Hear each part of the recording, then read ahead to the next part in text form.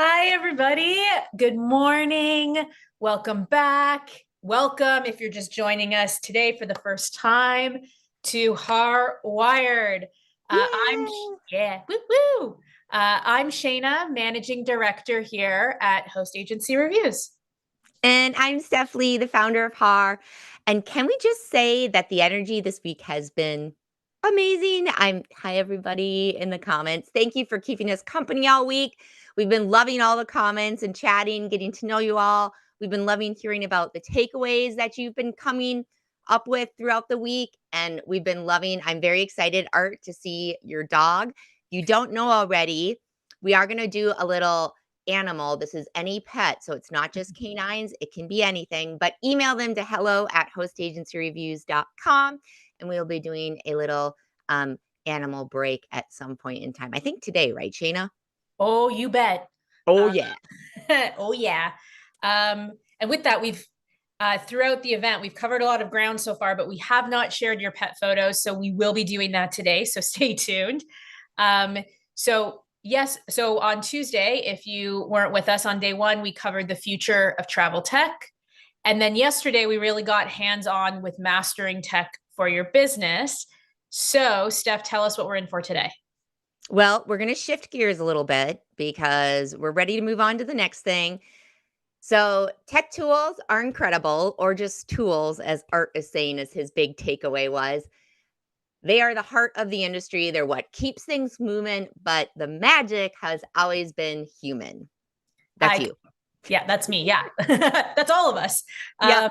So that's why today's theme is actually going to be tech and the human connection.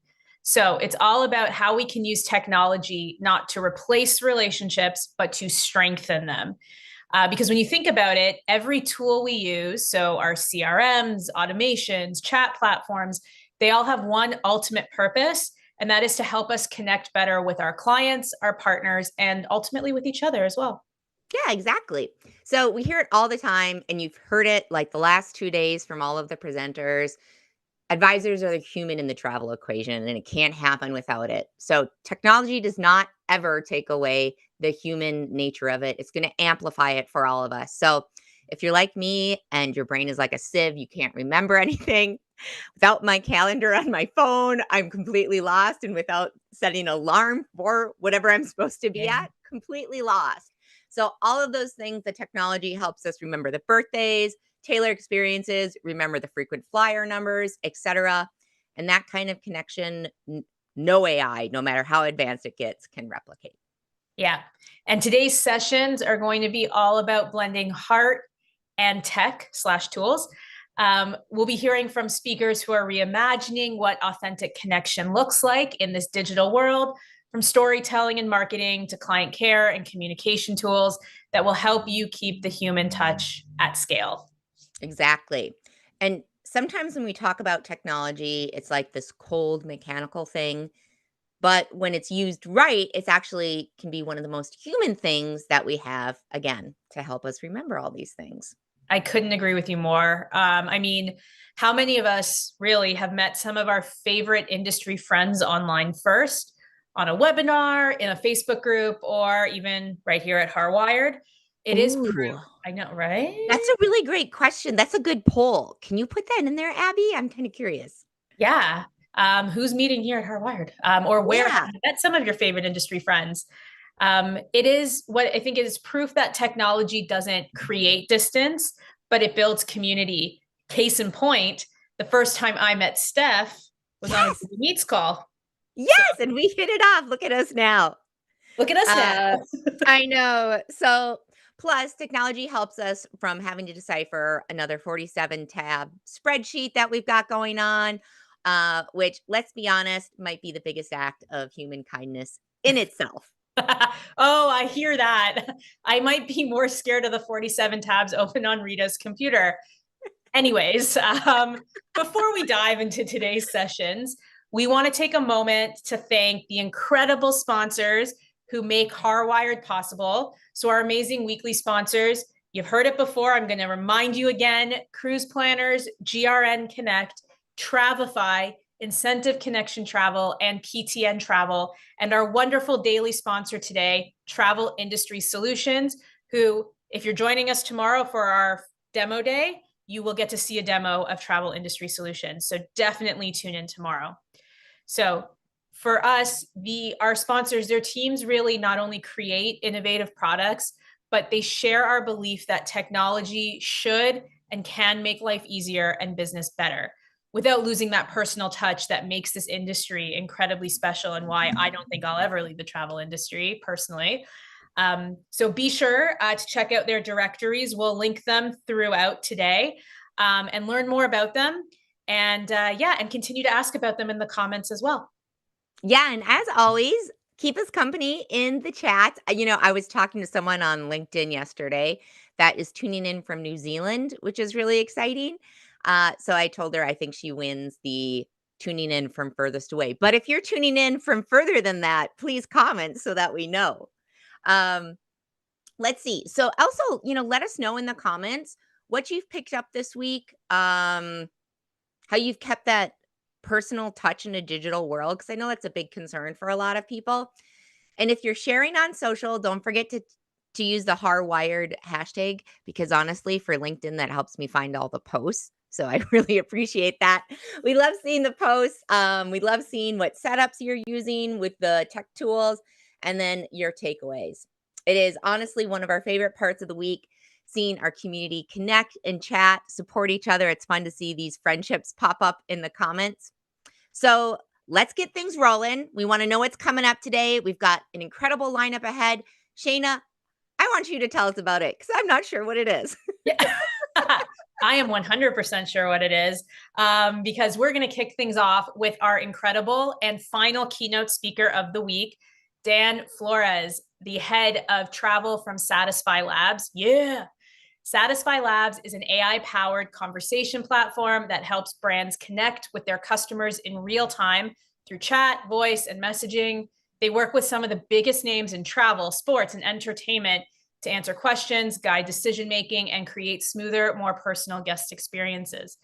For those of you who are travel advisors, what Satisfy Labs is doing really speaks to the future of client communication. So imagine being able to respond instantly to common questions, availability, itineraries, payments, destination info, the list goes on, but still keeping that human touch your clients love.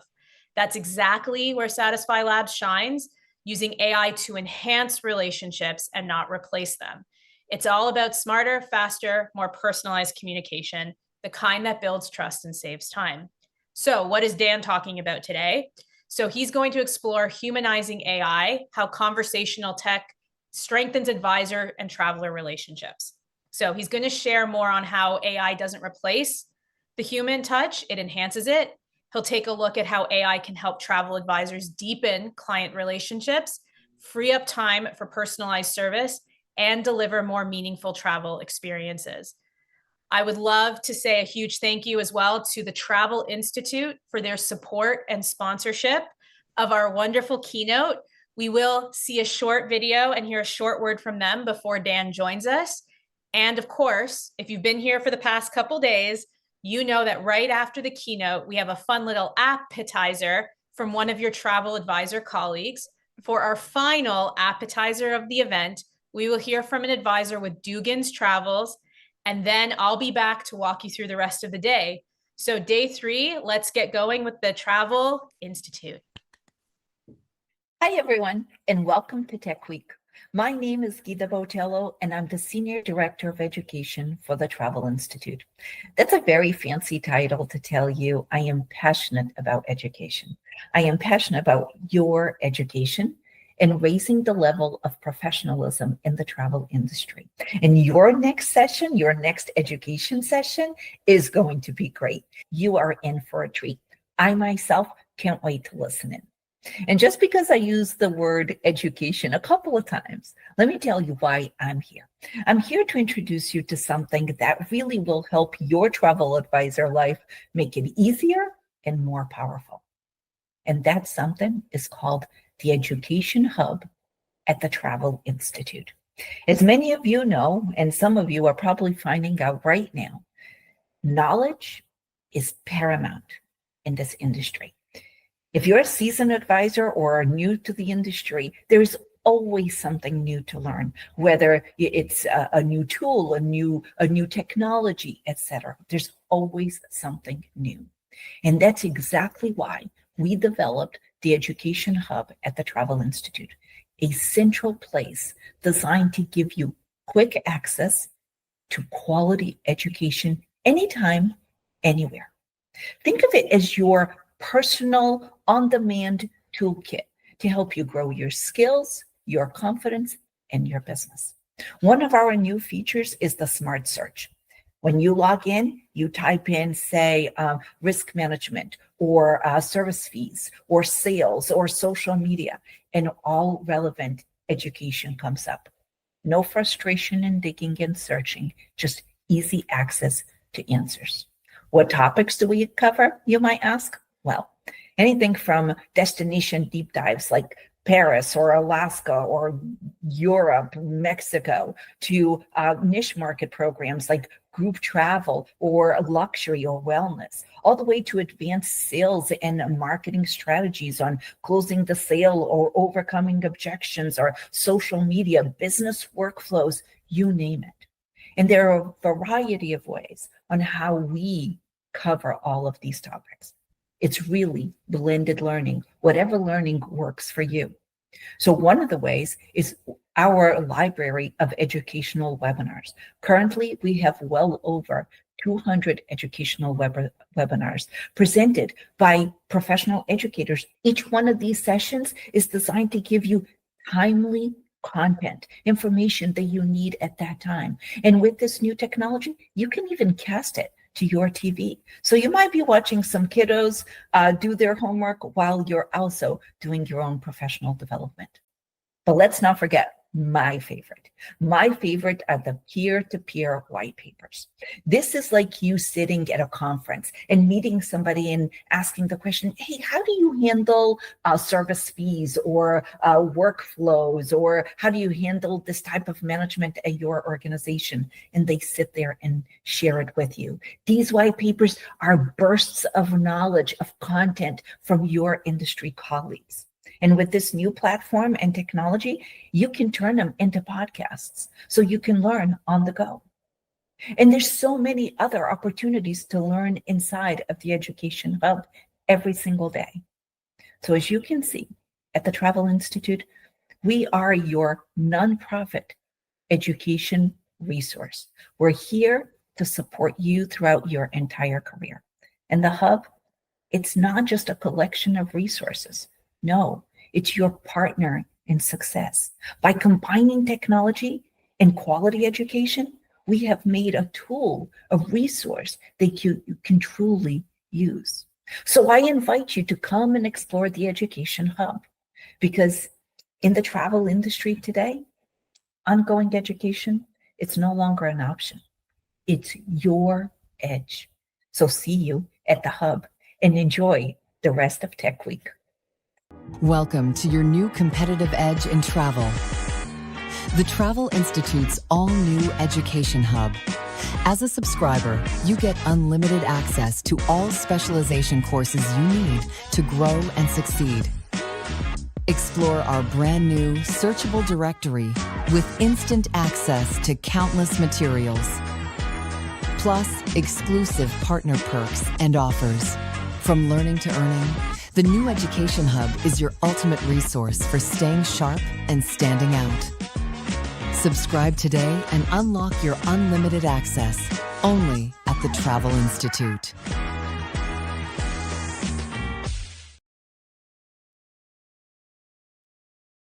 Hi. Awesome. First of all, thanks for having me today, to Shayna and the HAR team. And also thank you to the Travel Institute for sponsoring today's keynote session.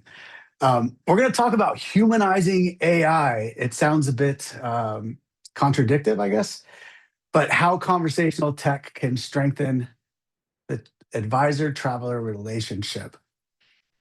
I'm Dan Flores. I'm the head of tourism for Satisfy Labs. I'm going to cover a few different things today, but I think just covering my background a little bit and also like why I have credibility to speak in this space is important. I've been in travel tourism my entire life. I actually grew up in Las Vegas, and my mom was a travel advisor in the 80s. So it's just kind of in our blood. I moved into tech about 3 years ago, right at the kind of boom of this AI side, and started working for a company called Satisfy Labs.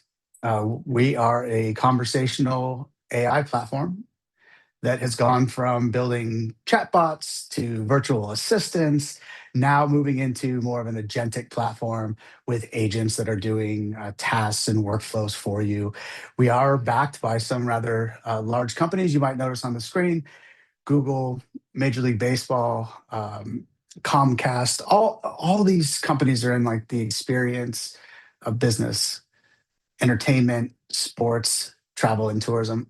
I only say this from a standpoint of like, we have some credibility in this space. I kind of eat, sleep, and breathe AI on a daily basis. I'll be very honest, it's exhausting. So I can only imagine what it looks like from the other side. But I tend to look at it from that lens, right? So like everything that we talk about and just some of the attractions and destinations that Satisfy Labs builds things for. And I bring this up again from if you notice one thing, they're all experiences. Who knows about creating experiences better than travel advisors? That's what you do. It's what you sell. And how do we create some general themes using AI to give you more space to do that? Now, I think this is a pretty familiar thing here, and probably been, it's been rolling around in a lot of the advisors' heads. Is AI going to be the death of the travel advisor? Does this sound familiar to everyone? It's happened before. I think this tone is something that has come up really on any type of technological advancement of society. When the internet came out, when online booking came, OTAs started to explode, airlines went to direct. All of this was supposed to stop the travel advisor. Did it? I don't think it did. That's why I think this is a familiar story. I think what we have to do is look at how these technical advancements strengthen travel advisors. Because guess what? You're still here. Travel complexity has increased, it hasn't decreased. More choices. I like to call this I don't know how many people are from the US that are watching, but this is the Cheesecake Factory syndrome for me. Of if I'm hungry and I'm at lunch and there's 42 pages of options, I literally get analysis to paralysis. Like I can't make a choice for myself. We're in that age now with travel options, and advisors are there to guide us and create the experiences that we need. Also, I think it comes from coming out of the pandemic, an emotional high of the stakes are really high when you book travel now. I get to do this once a year. I want to make sure it's a great experience. Advisors do that. And then trust in like that warm blanket security. And if you look at the little graph on the right, it just shows that travel advisor bookings are going up and up. So do I think that AI is going to be the death of the travel advisor? I do not. I actually think it's going to create a really unique space for you guys. Now, you're seeing a video here, and I actually don't know if the sound's going to play, so I'm just going to kind of talk over it. But I always try to work in Michael Keaton into any presentation that I'm doing, just because he's pretty amazing.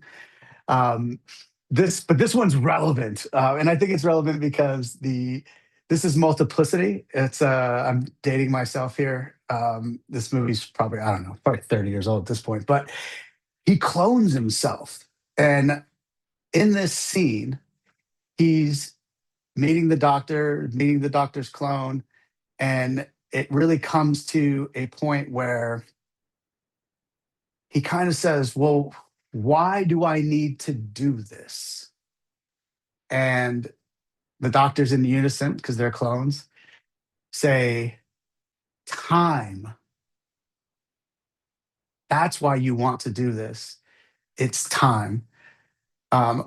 I hope I did that justice. I'm probably not even close to where Michael Keaton is when it comes to my narrative abilities. But the key to that is, how do we humanize AI in the space that we're in now? And it's creating more time for humanization. It's creating more time for that human connection to our clients and into the entire travel process. That's really tough. And if you look at like our daily lives right now, you know, our marketing department put this slide together and it's like 47 emails. I'm like, try like 147 emails every day, asking questions that can be automated, calls, text message, WhatsApp, depending on where your clients are, all hours of the day. 50% of that right now, and this is just an average, I would say for some people in the audience, it's probably higher than that. These are repetitive tasks and workflows that can be automated with AI. The real threat here is not having enough time to humanize the process and humanize the connection with your clients because you're drowning in all of these process driven tasks. Now, the new threat isn't AI, it's inaction. I think that is, I don't know, it's a term we kind of throw around a lot. But in this space, it's actually true. AI is moving so fast. I'm doing a presentation in a month and they asked me for a description. And I went, I don't know. I don't want to do it until like that week because the advancements that we're seeing, the products that are being developed are moving so fast that you don't want to fall too far behind. Missing client calls or missing new prospects to be clients because you're doing some of these things, spending hours and hours researching when there's things that you can do right now to automate that process and make it faster for you. Now, what can AI promise at its core? I think for this humanization process, it's empathy at scale, right? AI giving us the ability to never miss a detail in any meeting, call, email series. AI can capture all of those preferences, all the details, what the next steps are. It can help you learn from every interaction to make smarter, more intuitive, more helpful choices. What we talk a lot about like creating experiences and what does that do and how do we create an experience? It's actually about creating feelings. Being able to anticipate what someone needs before they know they need it creates a feeling. And that's how you create loyalty in this space. That's how you create long lasting memories. And then responsive. Being able to respond when and meeting the client where they're at from a time zone, from a language standpoint, that is all possible now that just wasn't because none of us are built to work 24 hours a day, 7 days a week. AI can help you get there at its core right now. And this isn't something that we need to strive for in the future. This is something that you can do today. My travel background always I look at things and go like, well, whatever. That's a cool tool, but like, how do I use it? Selfishly to make myself better at what I'm doing. Or realistically, the way I think of things, like, how does it save me time for stuff that I like to do? Now, let's look at like specific use cases. Now, I'm not going to go over like particular tools or companies because there's a lot. There's a lot that are here. I went through and watched the last couple of days, and there's been some amazing products, a lot of really cool tools.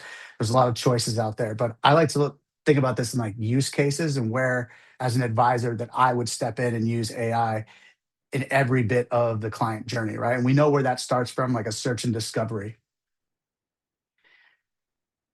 You can put things out there right now when we talk about virtual assistants, or I hate the word chatbot because there's such a negative connotation with like that it can't do things, but I think that that's somewhat going away now that we're calling them virtual assistants or our agents. You can use these to help lead capture, that search and discovery mode, provide personalized responses, scheduling consultation calls, all stuff that we used to have to go back and forth with email or actual phone calls. Guys, I don't know, does anyone pick up the phone anymore? I actually don't remember the last time I answered a phone call that I didn't know that was actually coming in. Being able to set up automated response follow-ups and sequences. What the impact of that is you're not missing leads anymore. You're not you're not missing a qualified prospect because you're in the weeds doing other things. Or from a customer standpoint, our expectations are changing. I don't want to wait for a response from you because I'm doing it in the middle of the night and I need to wait for you. 67% of questions, and this is from all of our like data, come in after traditional business hours. I think that's important. I have a 3-year-old at home. We don't do anything until after 7:30, 8 o'clock at night because I work all day from 5 to 7:30 is the witching hour, and then I get into this. How many people are at their desk or answering their phones at that particular hour? 22% of sales conversations start from non-sales topics.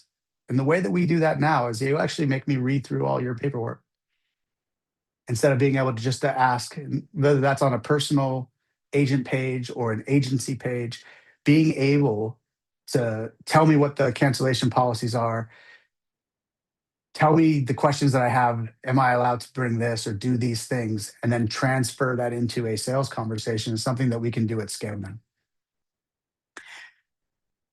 Also, being able to qualify those leads and then step into that conversation live is something. This is just an example of something that we've done from a destination standpoint, but you can look at and place yourself there as the advisor. Jamaica actually has a team of advisors that work in their office and they jump in and they'll book live tours for them. But having the AI step into those conversations, answer all of those questions, and then when they see fit, jump into a live conversation with a human being. The entire conversation goes with it. Now, think as the advisor, I get that conversation. I see that you're a couple, you're on your anniversary, you're looking at soft adventure activities, you like luxury style hotels. Now I'm jumping into that conversation with a deep knowledge of what you want, why you're traveling, and I can actually help that process by coming in with a lot more knowledge than starting over from scratch. Talking about how the AI can help humanize, that's a really nice experience. You jump into the conversation already knowing and personalizing what your offers are to me. Powerful when you look at like how an experience makes you feel. Now, this might be a little bit controversial. I know generative AI itinerary creation has been part of the reason why people are like, well, why do I need an advisor? I'll just use AI to create an itinerary. Okay. I think this is going to be a tool that helps you, especially with the ability to build your own custom GPTs within ChatGPT, or I think Gemini is calling them gems. Super creative name there. But you being able to store and create itineraries on the fly and then add your expertise on top, that is what's going to save you time. You don't need to do these things from scratch. You don't need to actually copy, paste, go back and look through emails. All of this stuff can be created like on the fly and quick. I have my own GPTs that I've created that know everything about me. And it's funny, they started off from a work standpoint, but I use them a lot personally. If you have questions about that, I'm using them in really funny ways. My wife makes fun of me. She literally doesn't want to hear about it anymore. But this is a way that you can actually help this process. It's not going to replace you. It's going to give you more time to then have more human connection with the client. This is something where I actually think this might be a revenue opportunity, but definitely from creating a virtual assistant or an avatar that is you as the advisor and giving your clients access to it during their trip. Imagine being able to, in real time, let's say my travel advisor of choice, I'm just going to use Shayna's name, is Shayna, and I'm in Italy. You've planned out some great hotels, some tours, maybe a couple of attractions for me to go see. But I have you in my pocket as my on-trip concierge that you can provide real-time responses on restaurants that you recommend, or being able to have some sort of a live chat passover if there is an emergency. All that stuff is possible now. And I think it creates a loyalty and the ability to travel with them in a space where you never really got to hear from the clients unless something was wrong. I think that could be a really powerful tool moving forward.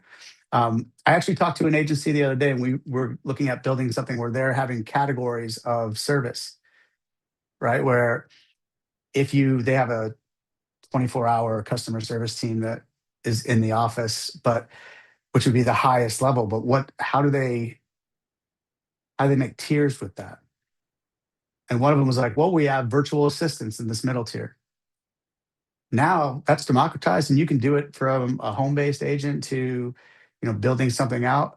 But I think that is a real opportunity to create loyalty and then also learn. This is just a quick example of Jules. She's your personal shopper. And I just use this this is just a really easy example of being able to put some things together that would be specifically for your customers and for your clients to make it really personalized to you as the advisor.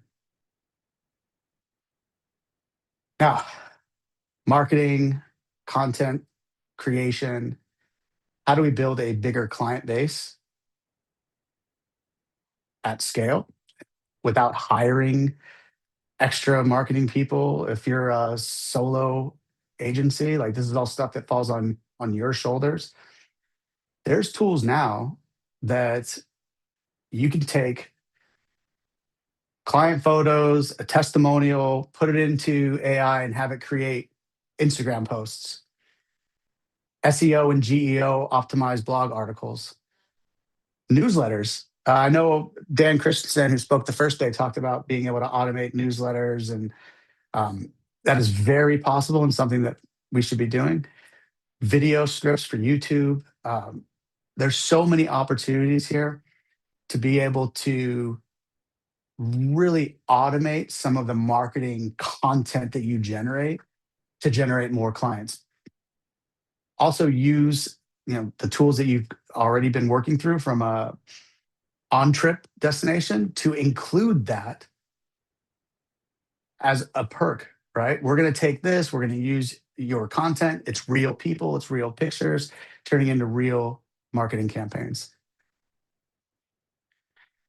And this is probably my favorite. I'm a data nerd at heart. And I think that like the more real-time data that we can get from conversational interactions with our clients can give us things that, honestly, we used to pay consultants to do this.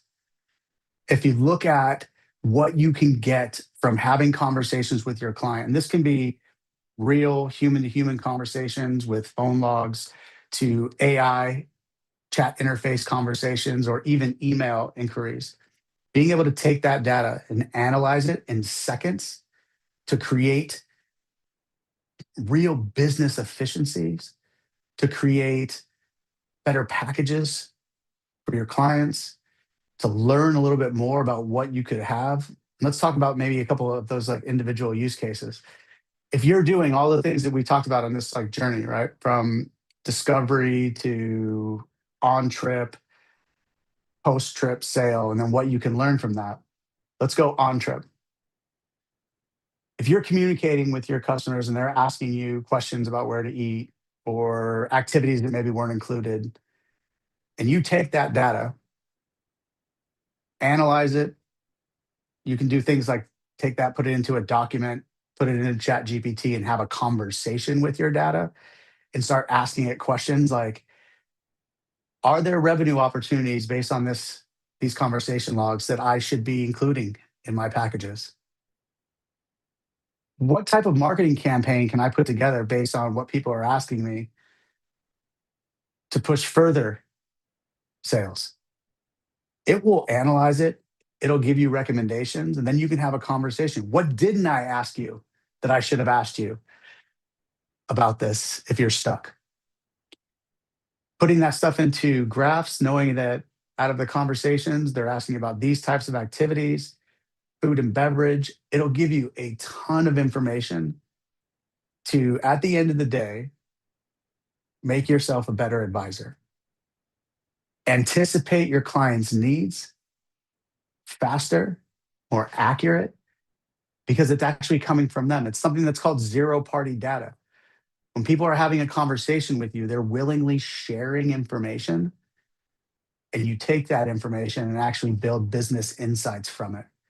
That's when we go from good to great and great to super. That's super advisor, because you're anticipating people's feelings, you're anticipating their needs. What that does, quick personal story. I worked for Steve Wynn at Wynn Resorts, or not Wynn Resorts, but when he owned the Bellagio. And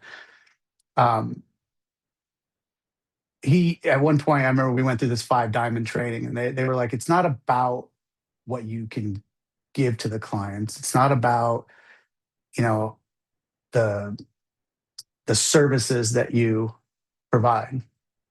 It's about the way you make people feel. And that always stuck with me. And I think that it's a real thing that advisors do. When you make customers feel like you've anticipated their needs, and you make customers feel like they have the safe, security, warm blanket of you, that creates a loyalty that zero technology can replace. Yeah. Your new competitive advantage, right? With these tools, you become that super advisor that seems like they're always available, superhuman speed, with a lot of human level care, because you actually have the time to have those connections and that one-on-one interaction with your clients. Deeper traveler insights for smarter sales, and also business efficiencies, where they're like, I don't know how they knew I would want this, but they did. All this is going to seem like you have superpowers. Being able to engage across any communication channel, meeting them where they are. And also, if these things can make you faster, can give you the opportunity to scale, like there's 10 of you, going back to my man, Michael Keaton, what can that do? You can grow at a rate that you were never able to grow at before, because there's not one of you, there's a team of you. I think that is the biggest thing. And when it comes to AI is not going to take your job, someone using AI is going to take your job. Become that super agent, that super advisor that's out there, being in front, leading with technology. You will win. I just liked this quote because I thought it was cool. Our marketing team put it together. AI will never give you the chills when a client calls to say you planned the trip of their life. That is very real.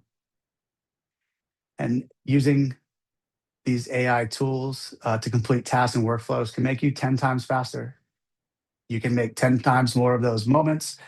That is a very real possibility. Now, I did save time for Q&A. I also, there's a couple QR codes up here on the screen. One is for me on LinkedIn. Honestly, I get back to most of the messages that I get in there, and I'm always interested to hear how advisors are using AI. If they have questions about AI, please reach out, or if you have questions for me, specifically. And then if you're looking at Satisfy Labs and you want to hear more about what we do as a company, please, you can schedule a personalized demo. Hello. All right. Hey, Shayna. How's it going? Good. Yeah, that was super fun. Good. If anyone wants to have some additional super fun, yesterday, the video from Tourism Cares was Jess Flores. That is Dan's wife. If you want to compare and contrast them to see who is a better speaker, I guarantee the winner will be Jess, but you could still do that if you really want to. That's perfectly fine with us. So have some fun. Yeah, absolutely. I mean, I married her, so. I know. Or she married me, I guess. Yeah, you did a good job. So thank you for that. I think honestly, we've been talking about AI here and there throughout the event. And so it definitely, those two letters, I think, are very exciting, very scary. I think there's just a lot of feeling towards them. I know you didn't talk about any particular tools that you use, but our audience always does love to know. We did have someone yesterday talk about their favorite ones. Do you have a couple favorites that you use? Yeah, absolutely. And I use multiple, for video creation. I'm a big Hey Jenn fan. Hey Gen AI. I've my former life, I used to do a lot of stuff in other countries, and I used to always have this fantasy of being able to speak all these different languages. And um, what I started doing is like some of the training videos is recording them and then putting them all into HeyGen to then send out in every language that I wanted. Was a really powerful tool. It's also kind of fun to play with. I think I did a, a presentation where I did the whole thing using an avatar and AI created video, cloned my voice. There's just a lot of cool things that you can do with it. From ChatGPT is something that I have been obsessed with for a long time. Agent mode, I will say, is something that's really cool, and it's coming, and it's coming fast. I needed to make a broiler cleaning appointment, so I was like, let me just test, because it's kind of a pain. You've got to go to all these different websites, and I never know which one is like the best. So I gave agent mode a task and said, here's what I need. I need a cleaning appointment anytime in the next 3 weeks. I need the prices, blah, blah, blah, and then make me an appointment. And I got an update about 4 hours later that I had an appointment on October 26th. This company, they're local based, because I gave it like some parameters to look for. And sure enough, it did it. And that for me are these aha moments of like, whoa, that saved me time, that saved me effort, and yeah, that's big. Um, Also, from a work standpoint, I set things up in. I'm a Google Workspace company, so I use Gemini a ton. It's attached to pretty much everything I do. Google Workspace. I've created gems in there to help me automate email responses. Perplexity is another one that I love for research.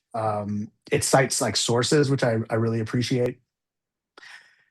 And then from a B2B standpoint, there's a ton of companies out there that are super cool. It's impossible to even keep up with them. But from a large language model, I pretty much use those three. I don't do a ton of writing, like long form writing, but Claude is really great if you do. Um, if anyone has known me, I tend to write in bullet points. So if you see something a little bit longer form, it's been run through AI, and I didn't do it. But those are the things that, like, in talking about making yourself into like almost a super power, right? That was something I never did well, and when I had to do it, it took me hours to get right, because I would rewrite and rewrite and rewrite. And like now, like bang, I can get something that I like. I don't mind editing. Um, so yeah, there's a ton of tools out there. Play with them, do creative stuff. It's a really big space out there right now. Notebook LM is another one. I use it I turn things into podcasts. I'm an audio learner, so it's easier for me to listen to something for 20 minutes and I retain it really well. I use it for research, where I'll put someone's URL into it and I say, turn this into a podcast, 20 minutes, make it casual, light, fun, but give me 10 talking points for this meeting. And I'll take the dog on a walk, listen to it. Really powerful tool. With that used to take hours of research. Oh, amazing. This is everyone is asking, oh, what are all the different tools that he talked about? Do not worry, everyone in the comments, we will write them all down for you and send them your way. Dan, thank you so much. This was such a great way to start off our kind of third and final day of speakers before we get into demo day tomorrow. And this was fantastic. Thank you to you and the entire Satisfy Labs team. We will link them in the comments. So if you want to have a chat, do not worry. We will have those links for you and ready to go. And Juan, I turn it over to you for our little appetizer. Hi everyone, my name is Cecily Northrudo and I am with Dugan's Travels. I specialize in highly customized itineraries and FITs for my clients traveling all around the world. One of the problems that I had in my business was proposals and itineraries. I used to use Canva and Word docs, and it was never clean or pretty, and it was hard to update and kind of keep track of the changes that I had to make for itineraries. And so a few years ago I joined Travify, and Travify has been life-changing for my business. It has cut down on hours of planning time and sending out proposals. It has cut down on the time going back and forth with clients on decisions. And the other thing that I really like about Travify is that you can instantly make a proposal into an itinerary. So it's one less step that you have to do, moving it into a whole new format. And then also my clients have all of their documentation in one place, so they're not having to go wade through all of their emails to find their confirmations. All of their documents are there in their itinerary that they travels with them, that they can download their itinerary and have it all in one place. The other thing that I really like about Travify is that it will update my clients automatically if there is a flight delay or a gate change. So it cuts down on all of those questions that I get from clients wondering if there's been a change or a delay. And I don't have to notify them anymore because Travify does it automatically. So if you're interested in joining Travify, I know ASTA gives out a discount, as well as your consortium probably does as well. So you can get started at Travify.com and sign up for your weekly trial. And with that, thank you so much and have a great rest of your conference. Well, thank you so much. And thank you to Dan again. Such a thought-provoking session. And this theme is going to continue really perfectly into our next session, where we are going to be joined by Andrew from Explore Worldwide, so a tour operator, who will be diving into beyond efficiency technology that connects. So for those of you who haven't been here yet, this is the first of 4 feature sessions. We're really excited. We're going to explore how travel technology can move beyond simple efficiency to strengthen the human connections at the heart of travel. Andrew's going to look at current challenges, depersonalized systems, industry pressures, and clunky tools before showing how purposeful innovation can empower advisors, free up time for service, and create more meaningful customer experiences. By sharing Explore's journey and vision, he'll invite you to imagine a future where technology makes travel more human and not less. So if you did join us a few weeks ago, you might remember the wonderful webinar we hosted with Explore Worldwide on sustainable travel. It was a wonderful panel session. And it's this one promises also to be full of heart, insight, and real world examples. So no pressure, Andrew. But before we have Andrew come on, and we are going to link the webinar for you. So if you do want to go take a listen, that's also in our YouTube channel. But before we bring Andrew on, we'd like to take a moment and thank the sponsor of today's feature sessions, Relevanti. We're so grateful for their support of HAR Wired and their shared commitment to helping advisors harness technology that truly connects. All right, so let's let the day 3 feature sessions commence right after this word from Relevanti. Hey everyone, it's an honor to be here. My name is Ophir Ben-Yitschak, and I'd like to tell you a bit about the online search platform Relevanti and the collaboration I'm seeking with a host agency or consortium. Every new technology answers a need. Relevanti is about people's need to plan travel in a non-linear manner, which is the natural workflow both travelers and travel advisors follow when planning a trip. Non-linear means planning over time, in stages, in no particular order, and as things unfold or evolve. The planning does not necessarily start or end at a specific geographic or chronological point. Before or after we click on the book button, we explore and discover places and services, and we connect trip elements through multiple layers of relevance. For travel advisors, there are added layers of relevance such as preferred suppliers, or the advisor's personal experience with a particular supplier. Today's front-end technology used by advisors or by travelers is mostly geared toward pricing and booking. Search capabilities, including AI, is mostly linear, meaning you have to follow a certain path and book a trip element, or it is siloed, meaning you need to search for a specific type of service or only around a specific location without relation to other trip elements. All this requires multiple searches to find relevant solutions and services, wasting valuable advisor time while missing potential revenue and service opportunities. This is where Relevanti comes in to fill the gap. The platform is designed and developed from almost 4 decades of travel industry experience as an agent, tour operator, and in corporate and leisure management roles. Relevanti's purpose is not to take away nonlinear travel searching, but to make it more efficient and more profitable for agencies and their advisors. Multiple layers of relevance are considered, while the user can quickly find relevant information and solutions. With Relevanti's proprietary technology, search tools are being created along 2 main paths, which we call the journey to the book button, in which you search for a trip element to book, and the journey from the book button, in which you search for services based on a trip element that is already booked or set. Relevanti is designed to do a lot more than I've mentioned until now, and has the potential of becoming a useful and profitable tool for travel advisors and agencies. But to build it in the best possible way, a partnership with a host agency or consortium will be very helpful.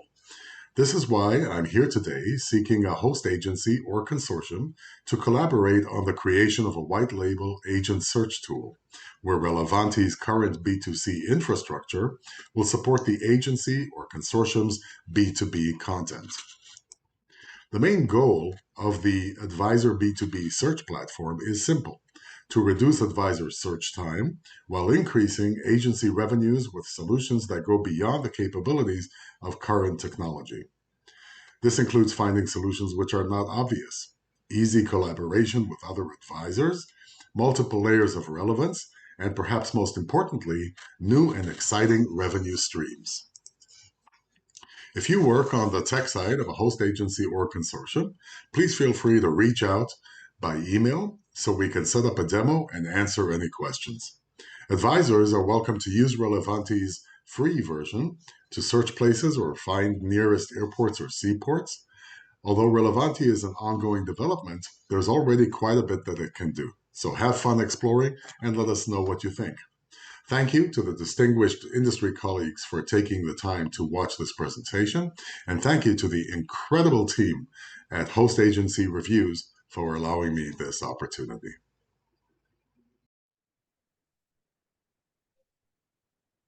Hi everyone, my name is Steward and I work for a tour operator called Explore Worldwide, and I'm just going to share today a little bit about our digital transformation journey. But before I get into that, if my slides will work, here we go. I just wanted to give you a bit more of an intro into who we are at Explore. So you may not have heard of us. We're still a relatively small brand here in New York, but we're growing fast, in North America, but we're growing fast. And we're by no means a new company. Explore have been creating small group adventures now for more than 40 years. And we really feel that our style of travel helps travelers discover the world in a more connected and authentic way. So we run over 350 trips to nearly 100 different countries all over the world. And our average group size is just 11 people. So we feel that's just the right size to, for a trip to feel personal, but also big enough for you to share those experiences with the people who love to travel as you do. And now every one of our trips is led by one of our expert tour leaders whose knowledge and passion really bring the destinations to life. We offer a range of different styles of travel, from discovery, walking tours, family adventures, wildlife experiences, and polar voyages. And each one of those is designed to really immerse the travelers in the local landscapes and community life. And at our heart, we really care about being responsible travelers. We believe in leaving a positive impact and supporting local communities, respecting the environment and protecting the places we visit for future generations. Just to give you an example, we were one of the first tour operators to carbon measure every single one of our tours. And you can see the labels for those on our website today. But I guess what's really always defined Explore is connection. It's those connections with the small groups, the local leaders, and those moments that remind you why we travel. So a little bit about myself. My role at Explore is Head of Digital Transformation, and that's a role I took on about 2.5 years ago. The business had recognized that there was a need to modernize our technology, not only to sort of catch up with our closest competitors, but also to meet rising customer expectations. And my background isn't IT, it's in marketing, and I think that's kind of deliberate. Traditionally a role like mine would have probably sat within IT. And while IT teams are brilliant at technology itself, they're not always as close to our customers or our partners, or just the day-to-day realities of how, our business actually operates. So I'm fortunate I sit on the leadership team here at Explore, so I'm part of those strategic conversations about where we're heading as a business. And that means I can ensure that the technology that we're investing in aligns in our goals and supports our teams, and ultimately is there to make life better for our customers, our clients, our partners and advisors across every single one of our touch points.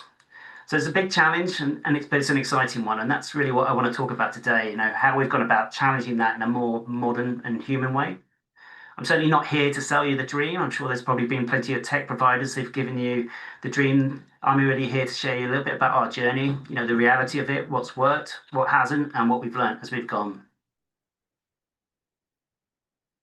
So if I just want to start with something a bit more personal. Earlier this year, I took my family on our Explore family trip to Thailand. And it's really the first time that we'd taken our kids outside of their comfort zone. My boys are 11 and 9. And honestly, I can say it was the best trip I've ever done. I've been lucky, I've done a bit of travel and certainly done a few Explore trips along the way, but this one was really special. I got to watch my kids connect, with our tour leader, with the other children on the trip and the locals we met as we traveled around Thailand. And so seeing them fall in love with the style of travel, the kind that's really around people and connections, it really reminded me of why we do what we do. And now it's a few months later now, and we still talk about that trip a lot. But it's not really the beaches or the palaces of Bangkok that they remember. It's the people we met along the way. And I guess that really reiterated something to me that's quite simple but powerful, and that's really that travel is a people business. And it's not just about what happens when you're on the trip. It's about those conversations when someone's dreaming about their next adventure. They want to talk to you, they want to feel inspired, and they want to hear real stories. And yet, when you come back to the office, it can sometimes feel like the technology we use to deliver those experiences has been forgotten. So I think we've all wrestled with those clunky booking platforms that make you want to throw your laptop out the window, or those automated emails that somehow manage to say absolutely nothing in 300 words. So much tech that's out there at the moment is really built for efficiency and not empathy. It's not about building relationships or connections. It's about serving the transaction. At Explore, the strength has always been in our business. We believe has always been our people. It's the people answering the phones. It's the product managers putting together the best possible tours. It's our marketing teams. It's our tour leaders out on the tour. But the truth is, we've really sort of lagged behind digitally. There's other industries out there like banking that have raced ahead, creating seamless online experiences and really setting customer expectations. And while travel is never going to be like banking, and thank goodness, we have fallen behind. And part of that's down to the nature of our industry. We work with tight margins, we have legacy systems and operations that are far more complex than most people realize. And it's not that we didn't really care about technology. It's really hard to modernize when you're focused on running great trips day to day. So Explore, we had to ask ourselves, what should technology look like in a people-first business? And that's really where our philosophies come in, because for us, tech should make travel more human, not less. So we really focus on 3 key principles. One is to empower and don't replace. We've never started a tech project thinking this is going to replace some member of staff or something. It's really about freeing up our staff, making sure that they have the time and freedom to do what they do best, which is make those connections. The second one is really simplify, don't overcomplicate. And we've been involved in many projects where this has been a problem, where we start with an idea of what we need to try and solve, and over time there's a creep in the scope and you end up with a solution that doesn't really deliver on what you really set out to do first of all. So it's really important to keep things simple. And finally, it's around building trusts and not just bookings or transactions. We really want to build those connections via the technology we use. So every decision we make around tech goes back to, will it create more space for these connections? Will it make things easier for our advisors and our clients and our partners? And if it doesn't, then it's not really the right tool for us. Okay, so it's one thing to talk about using technology to make travel more human, but what does that really look like in the real world? So I just wanted to bring together some real examples. And first up is one that we're really excited about, which is our new advisor portal. And for years we've known that this is a gap. Advisors have been asking us for a simpler way for them to be able to manage their bookings or access their documents and get updates without having to pick up the phone or email us. And it's, what we're talking about here as an advisor portal that I know is nothing new, and I'm sure you probably work with plenty of providers who have a portal. I guess what I wanted to talk about today is really how we're going about building this. Because, instead of locking ourselves away in a darkened room and building this in isolation, we've decided to build it together with advisors, not just for them. So from the very start, we've been co-creating this with real advisors who really know the reality of selling travel. We started up with a beta program, invited a group of our advisors to join that, and they've been involved in all our feedback sessions, testing new features as we build them, and helping us prioritize what really matters. And so we're taking a sort of product-based agile approach, building in short bursts, or what you might have heard called sprints. And after each sprint, we share what's been built with the advisors, and they give us feedback, and we're able to adapt from that. And the great thing from the advisor's point of view is they're able to see real progress and help shape what's coming next. Now, if you're looking at the slide there and the screenshot of our portal and thinking, well, it's not exactly the prettiest portal I've ever seen. Well, you're right, and that's intentional. We're really focused on function right now. It really needs to work. So we need to get something out quickly into our advisors' hands and get that feedback and refine it based on what's actually useful to them.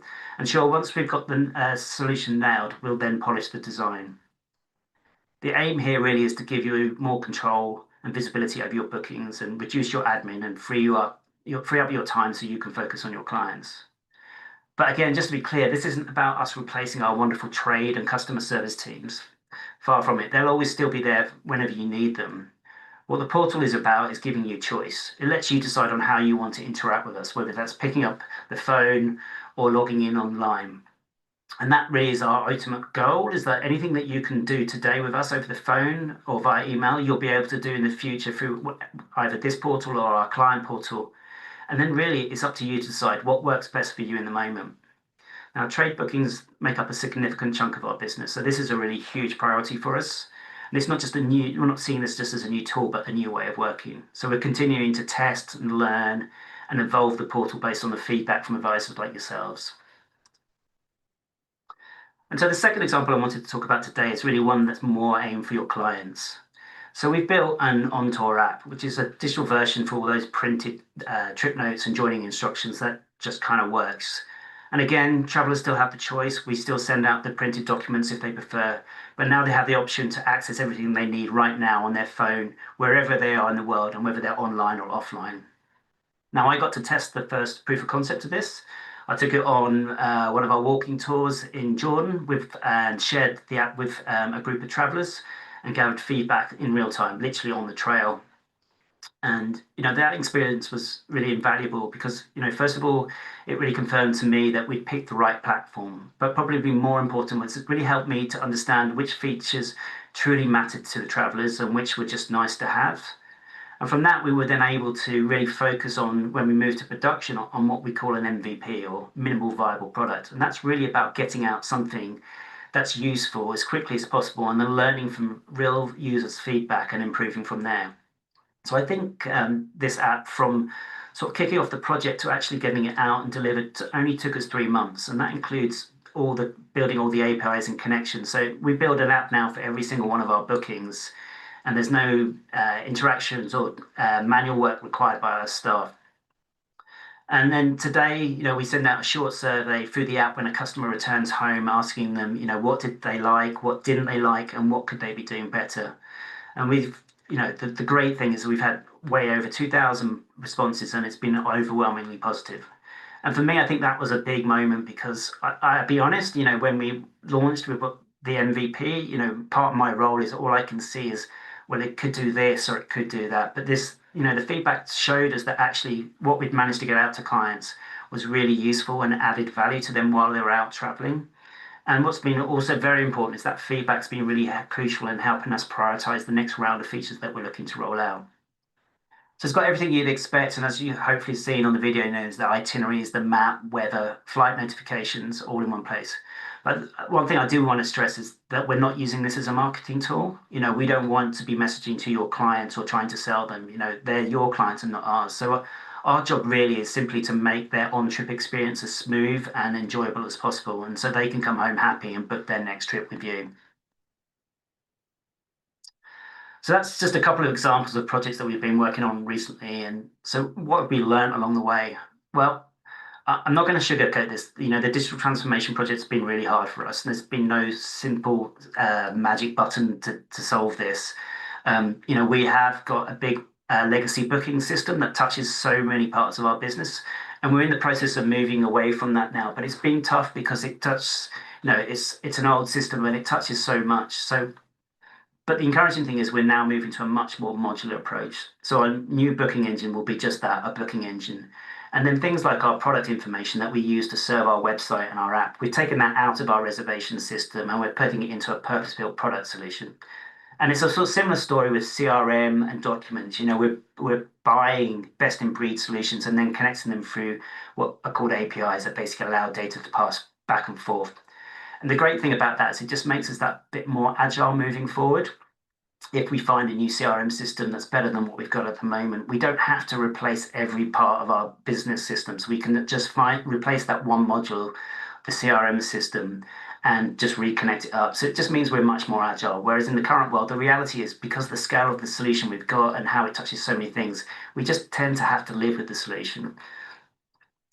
I guess another big change that we've made is how we do our own in-house development. For years, we've always followed the sort of traditional project-based approach, or the waterfall approach, you might have heard it called. And the one, it's where you get everyone into a meeting room, all the key stakeholders, and everyone gives their requirements, and you create a huge scoping document. And then the tech team disappears for months, sometimes years. And then finally, you get to see the system when it's finished. And on paper, it works, but in reality, you often end up with something that functions but frustrates. I mean, how often have you heard the conversation go along the lines of, why do you do it that way? And the answer is, well, because that's how the system works. How many processes in your businesses are built around how your systems work rather than how you want to work? And those processes become so embedded in the way people work that they sometimes stop seeing that there could be a better way. So at Explore, we've been really trying to challenge that mindset. So we've moved to this product-based development model, which is much more agile, more human. And it's really around end users, the people who are going to use the solution at the end, being involved throughout the whole process. You see what the developers have done in the last sprint, you give feedback and you adapt as you go. And that mindset, of iteration runs beyond just how we do technology. It runs throughout our business. We have our own internal motto, which is better than yesterday, which really sums up that idea perfectly. Everyone's encouraged to ask, how can we do this better than yesterday? And it could be just a 1% small change in a system that makes an improvement. It could be a little change to the business process that makes things better. But if we keep making those incremental changes over a period of time, those small changes really compound into significant progress. And to be clear, we're still far from perfect, trust me. We're still guilty of sending those automated 300-word emails that say absolutely nothing. And I guess when I first started this job, it was quite daunting because everywhere I looked, all I could see were things that we could improve. But I soon realized that, the key wasn't really trying to fix everything overnight. It's really around that progress over perfection. And that's really what better than yesterday means. It's not about those big dramatic changes. It's about sort of, asking how can we make things a little better than before. And that shift and that mindset's really changed the energy inside our teams. People feel heard. The technology is sort of grounded in real world needs. And when things aren't hitting the mark, we don't start again, we try and fix it. At our end of year company events, we have our own awards now, like our Oscars, which we call the Betties. And it's just voted for by staff, where they recognise people around the business who've made changes to the business, however small, that have made an impact and improved our business. So that's kind of really an overview of how we're making sure that technology serves the people who actually use it and not just the people who wrote the spec. So let me talk about AI, because I think I might set some record for a tech talk to getting 10 minutes in and not talking about AI. So now's my opportunity. So there's loads of noise around there about AI. Some of it's really exciting and some of it's a little scary. And I think, sometimes you can go along to sessions and you can feel like, God, we're being left behind. But I think at Explore, we're really trying not to chase that wow factor with AI. We're trying to focus on where AI is adding value. I think there's a famous quote out there, something along the lines of AI won't take your job, but someone using it might. Now, whether that's true or not, I definitely think that now is the opportunity to start experimenting and playing around with AI. It's something we definitely encourage throughout our business. And you don't need to be a tech expert to make AI useful. Just take my trip to Thailand, for example. We had 3 or 4 different options on our tours that I could have done. And so I just pasted them into my favorite AI tool and asked it to summarize the differences for me. And because the AI knew a little bit about me and my family, it was able to make recommendations. You can even just say, put that in a table format. And that's the sort of thing you could quickly and easily share with a client. So some of the simple things. And then there's tools like Microsoft Copilot, that are also really powerful. And these are tools that you don't need to know how to code or anything. They just user-friendly front ends, but they let you search your own internal documents and find details fast and summarize notes or offers in seconds, all while using your own systems. I think personally, for me, I think one of the areas that I'm really excited about at the moment is using AI coding tools. So these are the tools that allow you to spin up sort of quick working demos, proof of concepts, visions of ideas that people can actually click through and try out. So instead of sending people those pages of scoping documents and asking them to imagine what a solution might look like, now they get to actually have a play, interact, test, give feedback, and before even a developer's written a single line of code, we've got an idea of what a working solution should look like. It's faster, it's more collaborative, and it ensures we're spending our development time on solutions that generally work for real users. I think I use a solution called Bolt.new. There's another one I think called Lovable. I would highly recommend going and having a play with these tools. I mean, maybe it's the geek in me, but I think they're just great fun, and it's crazy what you can achieve in the space of just a few minutes. And all of these tools tend to have a free plan where you can play around and have a go. So my top tip is going out there, have a play and see what you can build. So as I've sort of acknowledged, we're aware that a lot of our teams are already using AI. So, in different ways and in different uses across the business. So we set up our own AI working group so we could better understand what those use cases were. So it gives us the opportunity to identify those opportunities where we might be able to scale it, and also gives us opportunities to highlight any potential risks or concerns. I think that a good example of this is around our customer reviews. So we've got dashboards that our product managers can view feedback from the day before of all the latest information on their tours. And it's great from a point of view of just giving them the insights, but what it's not allowing them to do is take actionable insights off that. So working with one of the product managers, a bit more savvy AI, she's been putting some of this stuff into AI to help summarize.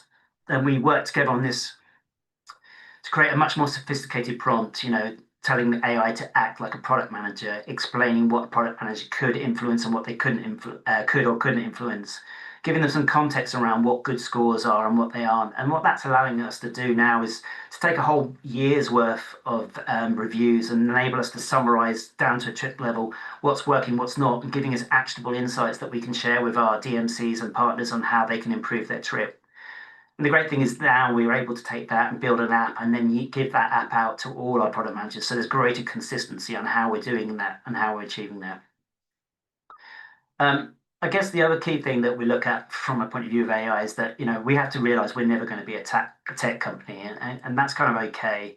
But it does mean that when it comes to AI adoption, we have to be really smart about leveraging the tools we already use, understanding how our existing platforms are embedding AI and whether those features generally add value. And when they do, we'll try and use them. And when they don't, we'll just leave it alone. And I think, again, real life example, we have a contact center solution called TalkDesk that we brought on a couple of years ago. And they have a great product that they've really worked well on bringing useful features that enhance the user's experience via AI. So, for example, when someone calls into our contact center, we're transcribing those calls, and then AI is doing a summarization of that call. So if that customer calls in or client calls in the next day and they speak to somebody else, within a few seconds they can read a paragraph that could be summarizing a 45-minute conversation that happened the day before, and they're up to speed. So that's, for me, a great example of where AI really is adding value. And also, as we bring in new technology, I think it's never been more important to start to look at those vendors and see what their roadmap is. So of course it's important that they provide you with a solution that works with how you work today, but you've really got to understand how a supplier plans to implement AI, and things like automation just as important now, I think, or even more so. I've seen this firsthand, that some vendors have nailed this, and while others are sort of still lagging behind. So that's the difference, really, is thinking about how your solutions are going to help you, not only today, but how the business works and operates in the future. So I guess bigger picture, AI, there's no doubt it's going to change how we operate as a business, and all businesses. And it will make us faster, smarter, and yes, it may even erode some of those things that once made us unique. Some of those USPs that we used to talk about in terms of us taking the hassle out of organizing and planning tools, maybe AI will erode some of that, and that's just the reality. But I think there's one thing that AI will never be able to replicate, and that's those human connections. Those stories that inspire someone to book their next adventure, the bond travelers form with their local tour leader, or just the laughter shared within a group halfway around the world. And also it's that reassurance, when something doesn't go quite to plan, that there's someone real there to help you out. So in my view, that's the real heart of travel, and I don't think AI can go far enough to remove that. I think this industry, we're always going to need people. So that's a very quick overview of our digital transformation journey. We've made some real good progress, but there's still plenty more to do. I've also shared a little bit about Explorer's style of travel, those small groups, those local leaders, and the real connections. And if you think that might resonate with your clients, we would absolutely love to connect with you. I've got a few ways that you can connect with us on this slide here. So you can visit our website. We've got a really good active travel advisor community on Facebook that you can sign up for today. Or if you're ready just to get started, you can register your agency with us to start booking and become part of our growing travel advisor community. So we love working with travel advisors, and we just can't wait to take your clients on their next adventures. Thanks very much. Hello, Andrew. Hi, Shayna. How are you? I'm doing good. How are you doing? Yeah, it's been a while. It's been too long is what it's been. Thank you so much for joining us. And if anyone did miss the QR codes, do not worry. We put Explore Worldwide's website in the comments. We have also linked the sustainability webinar that we did a few weeks ago, where we had 4 people from the team chatting with us. So, learn about what they're doing and how they're building out tools and tech for you, but also take a look at what they're doing with their product. And I think that that's incredibly important as well. I think we have time for maybe one question. So if you don't mind, I loved the part where you were talking about, I've got my question on the other screen. But, a lot of times we talk about one platform that does it all, right? And one platform that does absolutely everything that you need. And personally, I don't believe that that exists. I think every business is a little bit different, and you either need to stack, or as you kind of talked about, pulling something out, adjusting something, right? Where you have that, the ability to be able to do that, the flexibility as things continuously change, and we see how quickly they have been changing. So I want to get your thoughts on, why is it a good idea to be able to stack more than it is to have kind of one tool that does everything for you? I mean, I think personally, technology has moved on. I think back in the day that was the case, because you used to have problems where you'd have 2 systems and they didn't talk to each other. So you had things siloed, and it just made things painful. But in the modern world now, it really is so much easier to make connections, and you buy a good solution, and it has ready-made connectors that enable you to connect systems together. So they're built to work with other solutions. And that way you really do get to cherry pick the best solutions that specialize in what they do. I think this jack of all trades, master of none, you end up with something that always kind of does what you want, but not really what you want. So for me, it means that we can go and pick the perfect CRM system. We can go and pick the perfect product solution. And for us, it's partly down to a build versus buy solution. We go out and say, is there a solution out there that works perfectly for our business? And in a lot of cases, that's the case. That Ontour app is an example where we've worked with a vendor who provides a solution that works particularly well for us.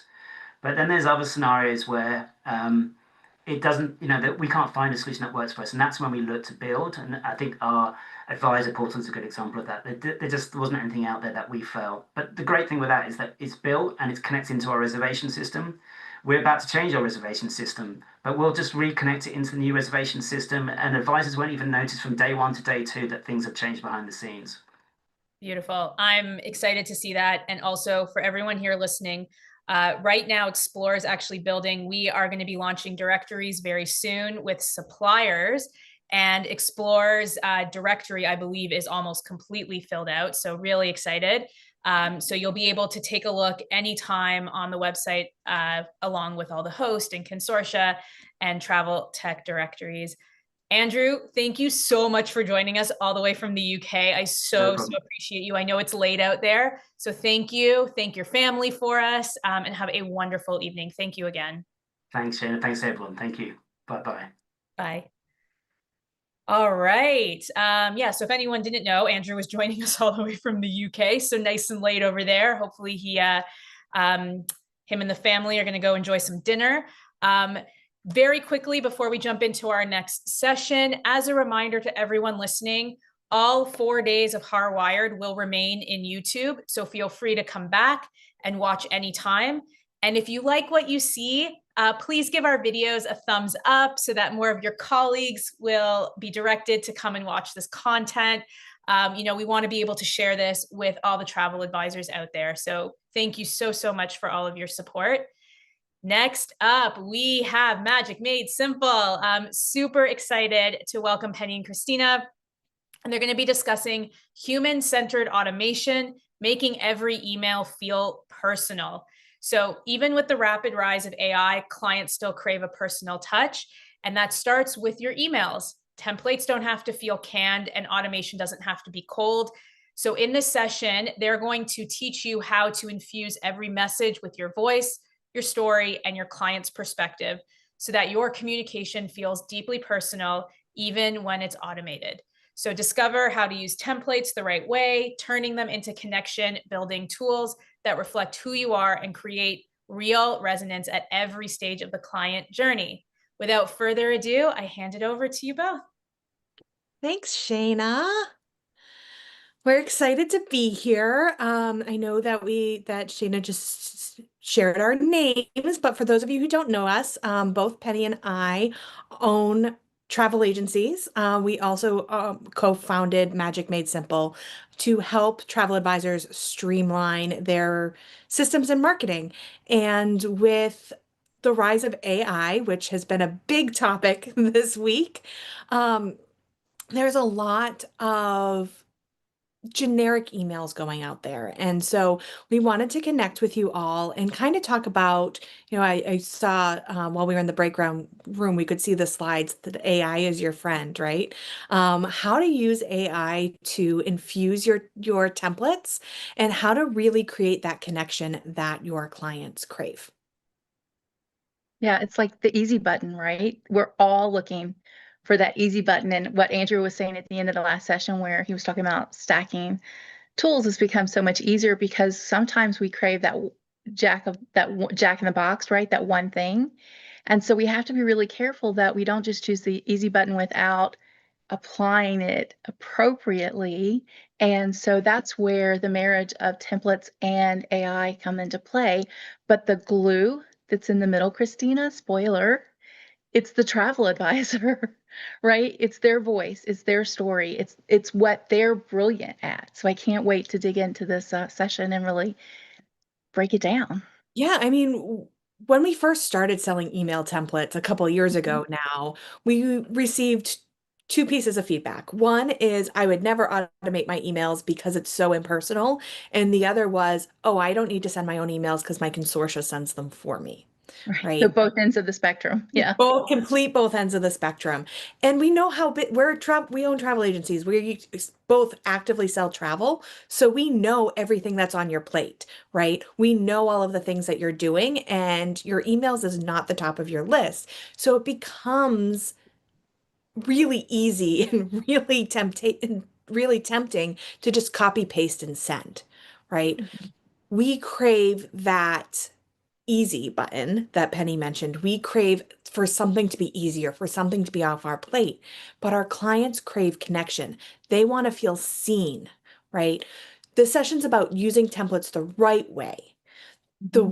in a way that both makes it easy for you and continues that connection for your client, right? So canned emails, there's quite a few options out there in the industry for canned emails. But canned emails might be easy, but they don't work because they're generic, right? They're not written with your client in mind. And if your client has seen the exact same words before, it doesn't matter how many emojis you add, they won't feel like you wrote it for them.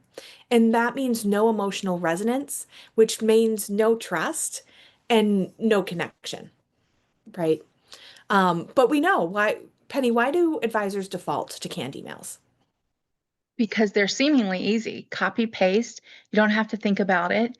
I mean, we're just a few short years really in the travel industry to having template, what's the word I'm looking for? Templates for our emails, right? Typically in the past, just a few short years ago, we would have had to gone outside the industry to some kind of small business platform to pull in emails and then craft them to fit the travel industry nomenclature and everything. And so canned emails, though, when they're written like that to try to be one size fits all for everybody, ends up being not fitting anyone. Yeah. I am 100% a firm believer in done is better than perfect, For sure. but I'm not a believer in done is better than personal. Right. I Right. love that saying. Yeah. Say that again.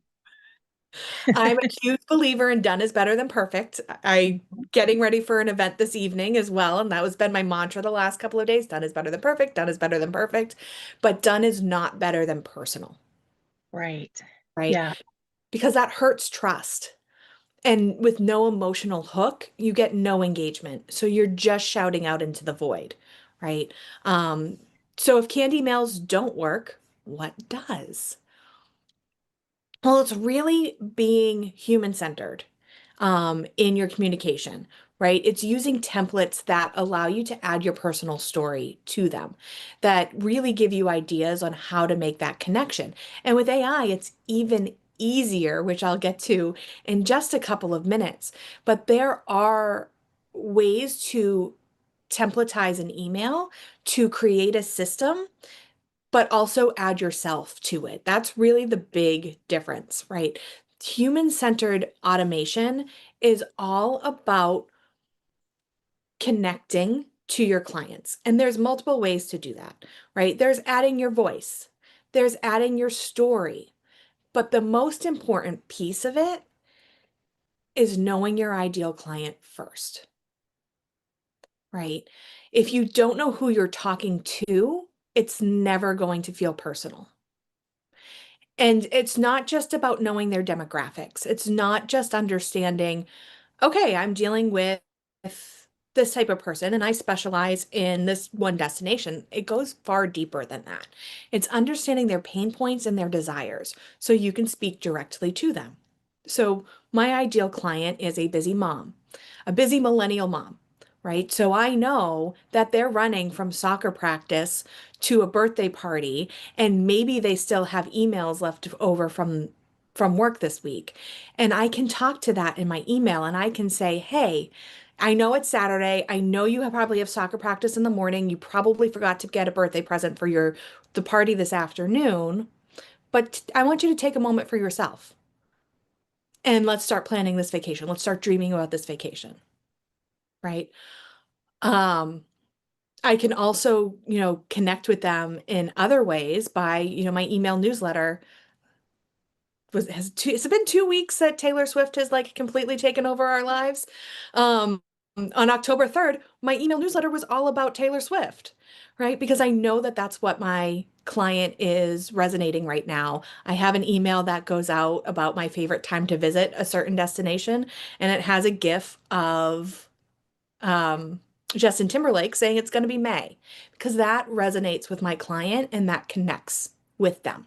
So you need to understand what their desires are and what their pain points are, not just who they are, right? And even if you don't get that narrow into your ideal client of busy millennial mom, you can have a bigger umbrella if they have the same pain point, right? One of our independent contractors doesn't really narrow hers down to the type of person, but they narrow it down to the problem. They love to research, but they just don't have the time. Right? So she works and speaks to them in a much different way than I speak to mine who don't like to research. Right? So knowing who you're speaking to really makes this much easier.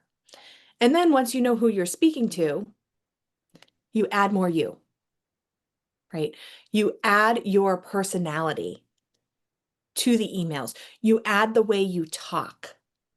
You add those references like Taylor Swift and Justin Timberlake, right? Penny adds references to what's going on in her life and what her interests are, like My son, right? My family, the beautiful dishes that I'm going to set the table with for a special birthday celebration, right? Those types of things. I was watching a cooking show this week, and it was sort of a semi-homemade thing. And when she bought it from the store semi-homemade, but then she said, now we need to zhuzh it up. Right? You've got to add a little bit of something extra. And that's what templates do. And that's where you add you. You just zhuzh it up a little bit. And speaking of ways to zhuzh it up, right? There's so many ways that you can take your emails to the next level and foster that connection that don't take you a lot of time, right? Because if you're automating this because you have one type of client and you only sell a handful of destinations, you can go back into that email automation that you set up and add personal stories, add videos, right? Add ways to connect to them. And so this is something that I do every year. I go through I have 3 different client care automations, and I go through them and I say, where can I add connection? Oh, wait, I'm telling the story about when we went on this trip for my daughter's first birthday. Well, she's 7 now. Where can I kind of keep the heart of that first trip and like talk about how that has made an impact now 7 years later? How can I update that? How can I add a video? Because there's no better way to connect than video, for them to see your voice, to see your passion, and to see you talk with your hands. I don't know, just me. And to really hear your voice and your excitement really helps as well. I mentioned client care, but that's not the only thing you can automate, right? That's where most travel advisors go. They go right to, okay, my client care is automated. I'm done. There's nothing else left to do. But there's so much that you can do with email. There's so many different pockets that you can automate to take things off your plate. So one of the things I love to talk about is that kind of, so this is a circular view of the sales funnel, right? Because when we have someone come back, they typically go back into the funnel, but they don't go back up to the very top, but we do need to continue speaking to them and connecting with them. Once I put that nurture sequence, you can see that in the blue on the right-hand side, before the closing. Once I put that nurture sequence into place, it completely changed my closing rate. My closing rate was already really high. Well, it went from high, which is, more than 60%, to 95%, just by putting a nurture sequence into place. And the questions I was answering on my call, once they got onto a call with me, was no longer the top of the funnel questions because I answered those in my nurture sequence. It was now, how do I pay your planning fee? Not, do you charge a planning fee? Because I covered that in the nurture sequence, but how do I pay your planning fee, right? And before I implemented a return sequence, or what we call loyalty, I was seeing past clients go on trips that I hadn't planned. And I was wondering, like, okay, well, why didn't they come back to me? Oh, I didn't know you did more than just this. And so that sequence let me showcase what else I can do beyond the trip that I planned. And it's customized based on, okay, they came back from a cruise. I'm going to give them these options because I think that those are going to work for them, and really increased my return rate. Same thing with that closing process. We get asked all the time, how many times to follow up? Right. You never stop following up, especially if you have an automation in place. It does it for you. But Christina, I'm looking at this and I'm thinking about the person that may be saying, this looks like a lot. And so I just want to take just a brief moment before you move on to the next thing and say, that's what automation is, right? It's to take what you'd like to do, like this is a picture of what you'd like to do, and automate step one so that then you can move on to step two because you're saving time and you've streamlined everything. And while you're doing that, do it the right way. Add a little bit of you, your voice, your story, your values, what makes you you. Be sure you're adding in a whole lot of your client because they're the hero, right? They're the hero in everything. Their voice, their story, what they're looking for, their pain points. And when you can automate that at the same time, and you can just do it one email at a time, right? And if you start with templates, that gets you, that's like, I don't know the analogy, but it gives you like a couple of Mother May I. Do you remember the game Mother May I? Like these are the big steps, not the baby steps. Templates give you the big steps forward. Yeah. And you're exactly right. It does look like a lot, right? And so here are the three things that really is important to remember when you are sending an email or automating an email, right? How do you distinguish yourself? How do you distinguish yourself from not only your peers, right? And I don't necessarily consider them competition because you have different brilliances.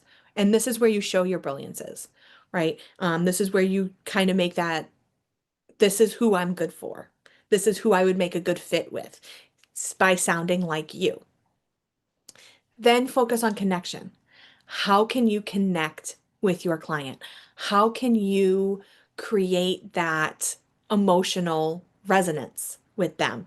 How do you mention a pain point and how you solve it, or a desire? How do you show that transformation that they're going to go through? And then it's ease, right? Distinguish yourself, connect with your client, and then think about how do I make this easier for me and for them.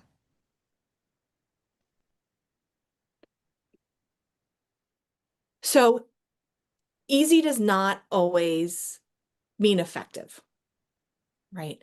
Connection really matters. And this is where you can really start thinking about, I'm actually going to jump to the next slide, about using AI to tell your story, right? I'm sure you've probably heard it. If you haven't at this point, I'm going to just relay garbage in, garbage out, right? So if you tell AI to write an email for this and that's all you give it, it's going to give you generic. It's not going to give you that connection. If you spend time with AI helping it understand your voice and your story and your ideal client, you can upload those profiles and say, hey, using my brand voice, guide attached, connecting to describe your ideal client, profile attached, take this email template that I've purchased from somewhere or that I've written and add my voice to it, add my story to it, right? So it's really about taking the time to train AI to be your best assistant, right? It's not going to write for you, but it's going to help you create that connection when you give it what it needs to be able to do that. Right? So if you're thinking about your voice is how you show up, your energy, your tone, and the personality behind your words. So are you warm and nurturing? Are you bold and cheeky or calm and confident, right? These are all different ways that you can have AI assess your voice. And here's my favorite way to do that, because I'm telling you that this is a great way to do it, but I'm not telling you how. 30 minutes is not quite enough to do that. But my quick tip to getting a big jump start on that is record yourself telling your story. Why did you get into the travel industry? Why do you love doing what you do? Why do you love helping who you help? And upload that transcript to AI and say, analyze this voice. And then use that, having them write your brand story so that you can include that as you're creating anything, whether it be an email or a blog post or social media, really using it to understand you and to show up as you, right? When I talk about your story, also like including those experiences that shaped your perspective, right? Include what you did in the past because that's what makes a difference in what you do now and how you show up now. What is the mission that fuels you? And this is what's going to connect people to you beyond your transaction. And it's that connection that's going to create a loyal client who's going to keep coming back again and again. Yeah. Penny, What I love about that tip, Christina, is because when you record yourself and you said upload the transcript, but you can, in some AI systems, record yourself directly into it, is you don't parse your words, right? You don't self-edit along the way like you would if you were typing something out. And so you really can be passionate and you can share those things. And I heard someone in the industry talking about this AI system versus another AI system and which one was sounding more human. Well, if you're inputting you as a human, you don't have to depend on AI to be human for you. You can depend on yourself and using AI as a tool in your toolbox to help you get there faster to streamline your process. But it's all about putting you in as the key character. so I'm going to go back to this one here just to kind of reiterate when you're really thinking about your emails and whether you automate them, you really want to create that connection. And in order to do that, it's really thinking about who's your ideal client, what is your story, and how can you make it easier for yourself? How do you make it easier without sounding robotic? Right? So we wanted to leave some time for questions. And we would love to answer anything that you might have because I know that we went through a lot of stuff really quickly. I'm back. Hello, ladies. How are you? Good. Good. It's good to have you here. It was a wonderful event. Thank you for having us a few weeks ago at your event. It was a ton of fun. If anyone wants to check that out, you can go back through our events page. So you can see that for future years, what they were up to. Before I get into some questions, I do want to share some comments from the entire comments. The first one that came up pretty much right as you started was, I'm super excited. I love them. I have a few of their templates. Oh, So we love you too. thank you, Joy, for that. Thank you, Joy. Yeah. You gotta share the love there. There was a lot of love just saying that, people know who you are, they use your templates. So I want to share that specific comment, but it's been a lot of fun. The comments have been going off during your session, which is what we love to see, and love to see kind of everyone interacting. We got one that said, appreciate the workflow process and how you found your travel agency voice. So a lot of excitement, and it's a great way, kind of right in the middle of our event on a Thursday. I do have a question for you. One more comment. Love Penny and Christina. They break it all down for me. Couldn't miss the opportunity to tell you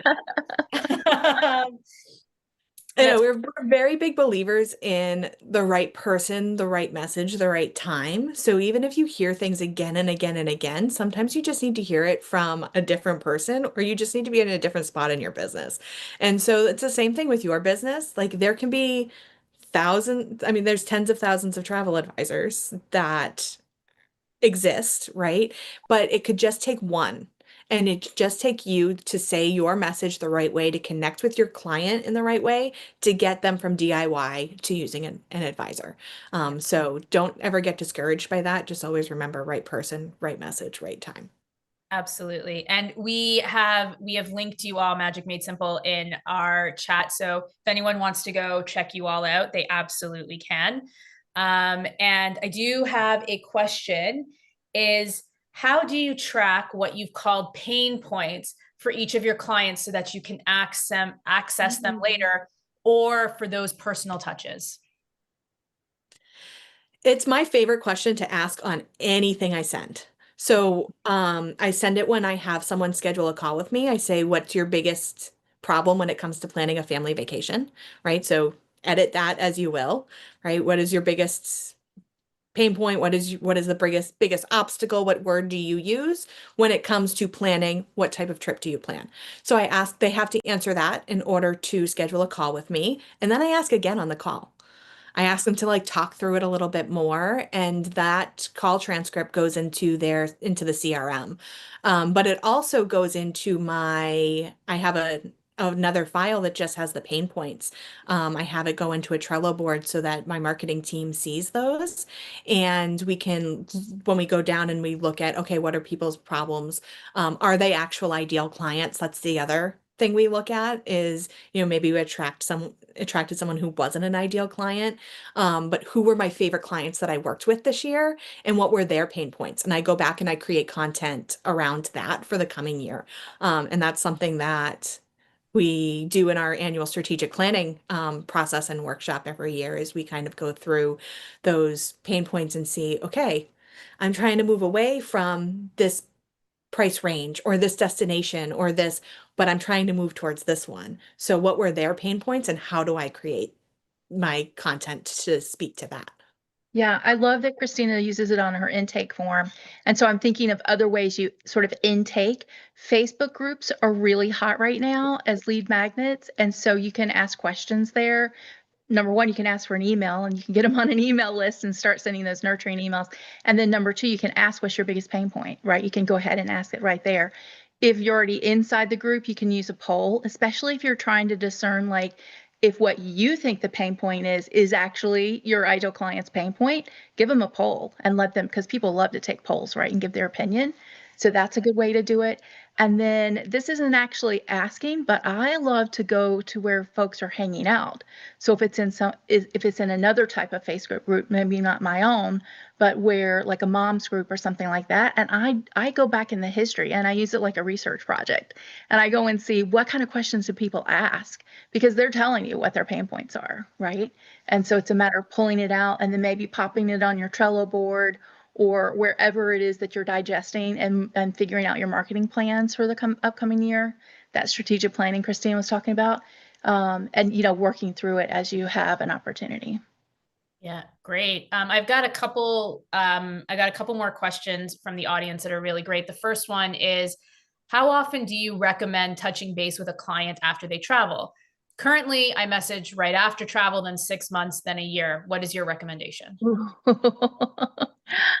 Oh, I love that. We have the saying inside Magic Made Simple that a lot of travel advisors contact their clients immediately upon return, like it's the last email they're going to ever send to them. And they just throw everything in it like they're packing a suitcase. So they ask all those really big, important things because they think that they've got their attention only for one more email. And the fact of the matter is, you can continue that relationship. So if you've been emailing them weekly, if you've got a weekly e-zine or a newsletter you're sending out, you should continue to do that. And you may want to also do it on a very personal, I know you just travel to this place, so let me tell you some more things about that place. Because a vacation isn't over when they come home. There's memories to think about. There's scrapbooking to be done. There's photos to print, right? And so there's ways to continue to remind the clients about that investment that they made in both their time, their money, and in their families, and help them bring it to the surface so those good memories continue to flow. And then you line yourself up to naturally be in communication with them, and you're there for them when they're ready to do the next trip. So we say stop following up. I firmly believe that weekly creates consistency and trust. And if you're not showing up weekly, you're not showing up in a cadence that people are going to recognize that you're showing up. And so I show up weekly. And, Penny mentioned, sending recipes. So if you're dealing with honeymooners, here's a recipe from your trip to reconnect as a couple this weekend, or if your family is to reconnect as a family, whatever it is that they're traveling for, and spreading those out. So it's not just where you want to go next, right? And then, that 3-month point, that 6-month point, I'm reaching out in a more personal way. So either hey, I just booked this trip and it made me think of you. How are you doing? Or I pick up the phone, or I send a little card just saying like, it's been 3 months. I hope you're doing well. It's more personal than the automated. Yeah, no, Hey, that's, Chris, yeah. I was just gonna say, hey, Christina, before Shane asks the next question, be sure to share our last screen because we have something for the folks that came today. So we want to be sure that we do that before the end of the session. And yeah, go ahead, Shane, to the next. You said you had a couple more questions. I do, but I think we've hit time. So Oh, let's okay. share, if you are able to share the screen, Juan, so we can share the screen very quickly. There we go. So everyone can scan this QR code. Oh, the 7 free email templates. That's so lovely of you both. Thank you so much. Everyone take about 30 seconds to scan this before we unfortunately say goodbye, but then fortunately say hello to our incredible next speaker. But thank you, Christina and Penny, so much again. This was a wonderful session. Like I said, the chat was going off. And for everyone, just a reminder, their direct link to their website is in the chat. So please go check them out, go visit, ask them any other questions that you have that we weren't able to get to today. And thank you so, so much for joining us today. Thank you. We look forward to continuing the conversation. Us too. Thank you. All right. So we've got our next feature session coming up. We are so excited to welcome Sandy from Gifted Travel Network. I feel like many of you know her. And I know that what she's going to be discussing is going to resonate with so many of you, her session is called Less Copying and Pasting and More Connecting, a Tech Blueprint for Travel Advisors. So every travel advisor has the same 24 hours in a day, but the most successful ones use technology to make those hours count. In this session, Sandy's going to review with you how to create a tech stack that works for you, that will automate repetitive tasks, improve client communication, and free up time to focus on building relationships and growing your business. She's known for blending practical know-how with heart. And this session is packed with real actionable ideas to help you simplify your systems and get back to connecting and not copying and pasting. Sandy, I'm so excited to have you here, and the virtual stage is all yours. Thank you so much, Shayna. I am delighted to be here and delighted to get to speak to everybody. I've been watching the presentation over the last couple of days, so I have been learning along with everybody else, and I'm thrilled to get to share more about my thoughts on all of this. So I have a very brief presentation. There's not a lot on my screen, so you won't have to worry about taking notes, but I also have a document that I created for all of you that will go along with this, that'll make things easier. Because what I want to talk about is why we got into travel and how we can pick better tools to support what we do. So first of all, my role as Chief Communications Officer at Gifted Travel Network, you don't necessarily think of communication and tech as being tied together, but I'm just the resident geek. So I'm the one who geeks out on all this stuff. I'm the one who's been watching all these presentations this week and going, oh, I love that. Oh yeah, I love that too. I use that. That's great. And of course, I work with a lot of the companies that have been here. And as I was watching this, I thought, everybody is getting such great information from all of these different presenters. And what I don't want to do is to come in and say, okay, here's the tech stack you need. You got to do this, this, this, this, and this. What I want to do today is help you figure out how to pick. Because look, we didn't pick travel because we wanted to get in and dig into all the tech related to travel. As a matter of fact, I know there are people who've left this industry over the state of the travel, the state of the tech in the travel industry for the travel advisor, because it was just too frustrating. And at Gifted Travel Network, we're all about coaching and mentoring to help our advisors build a travel agency that fits their needs, whether they're trying to be a solopreneur with $750,000 in sales, or they want a team of 10 and $20 million in sales, and everything in between. So wherever you are in that spectrum, it's about helping you. So that's what I want to do today, is help you figure out what you need and how to evaluate all these different things. Because tomorrow you are going to have the opportunity to see 14 different products all in one place, which is phenomenal because you really will get to see, okay, I get it now. This does this, this does this, this does that. So I think it's very important for you to be able to have some tools with which to share or to identify which ones you want to pick, which tech. So let's talk about where we are in this industry as far as tech goes. We went from no choice to too much choice. I've been in this industry for more than 20 years. And so for all of that time, we have been working with different technology platforms. But when I first got into it more than 20 years ago, it was the GDS. That was it. The GDS was everything. You booked in the GDS, you generated client documents in the GDS such that you created your invoice in the GDS. The GDS was everything. Then came along some other tools like Client-Based, many of you are probably familiar with. So Client-Based came along, and that was an amazing tool because there were so many other things that you could do. You didn't have to have note cards with all of your client information on it, for instance. So that was a big leap forward. Fast forward to now, and we have so many different things, so many different companies. It's like, how do you compare? How do you choose? How do you decide? Do I use this one? Well, my friend is using that one, but they're using that one, but they have some of the same things, but not all the same things. It's like buying a car, right? You go and you look at cars and you're never comparing apples to apples because there's differences.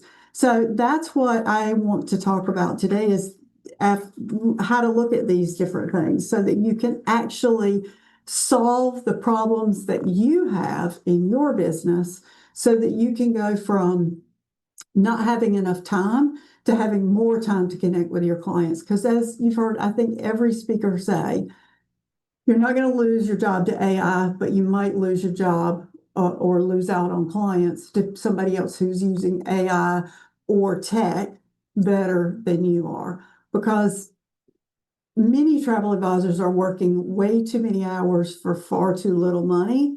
And we want to fix that. And tech can be one of the best ways because you're not copying and pasting as much. You're not doing repeated tasks. You're not trying to search. I know I've already created a document for this, but I don't know where it is. Oh my gosh, those clients are leaving soon. I've got to send them something. So you don't have all of those issues when you have the right technology in place. So let's talk about what do you do? The first thing to do is don't just add more platforms. Listen, I love to shop and I can go to a store and just at random pick things out and say, oh, I like this, I like this, I like this. And you can do the same thing with travel technology.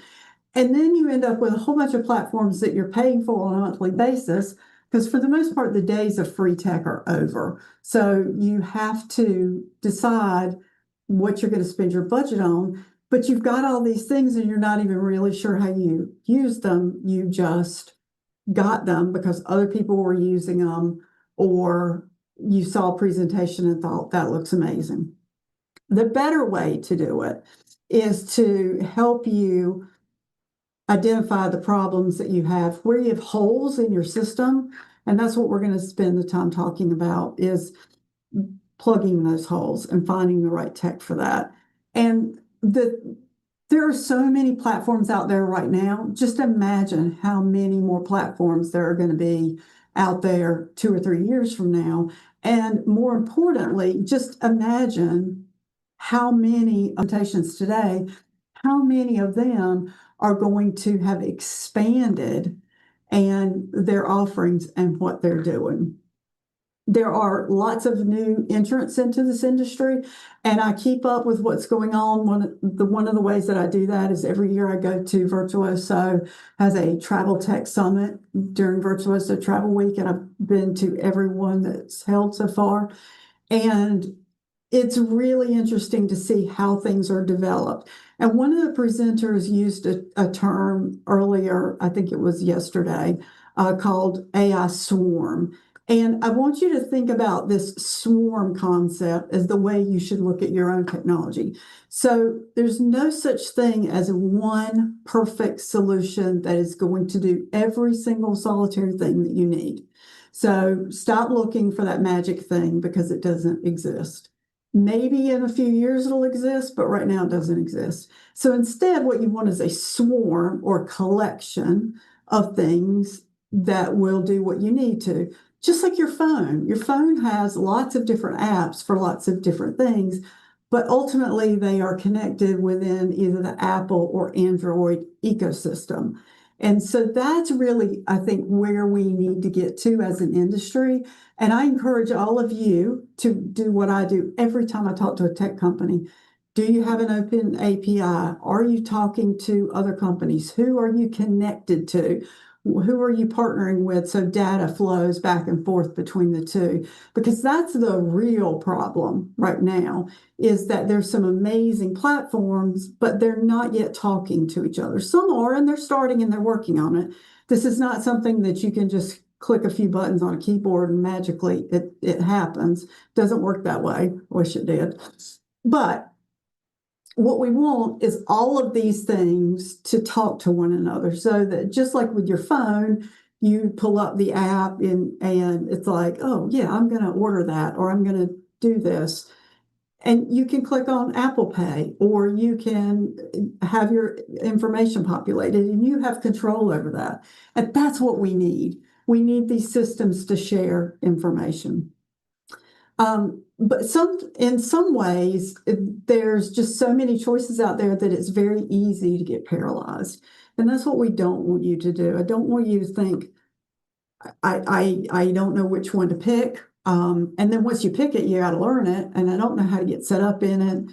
And I don't know how to, I don't know how to do any of this stuff. So the way to approach this is, instead of just picking the platform, looking at your pain points. So the first thing that I would encourage you to do is I would use a pencil and a piece of paper, because I'm old fashioned. You could open up a document on your computer. You could do whatever. And every time during your working day, you're doing something that either is repetitive, like I'm typing the client's name in my CRM. I then have to go put their email address in my email system. When I go to book them in something, I still have to copy and paste all their information from the CRM into the booking system. All those pain points, think about those pain points and jot them down. Also, as you're going through, think about what you're tolerating or where you have an energy drain. For some people, it may be writing. Maybe writing is just not your thing in life and you really struggle with it. So make a note of that. I wish there was more help for writing. Or maybe you feel like you're answering the same question from clients over and over and over again. Well, do you have a welcome guide that you're sending them? Maybe that's the solution to your problem. If you had a welcome guide, some of those frequently asked questions would be in there, and then they could reference that. How's your workflow? Are you able to very easily and automatedly I don't even know if that's a word, automatedly, but I just made it one. Do you have an automated system that connects or that covers the period of time from when the client books, whether it's deposit or final payment, till the time they travel? Because that's where travel advisors lose clients, is in that period of time. It's not that they cancel and don't take the trip. It's that they remember that period of time as they took my money and then I didn't hear anything else from them. And if I had a question, I had to reach out to them.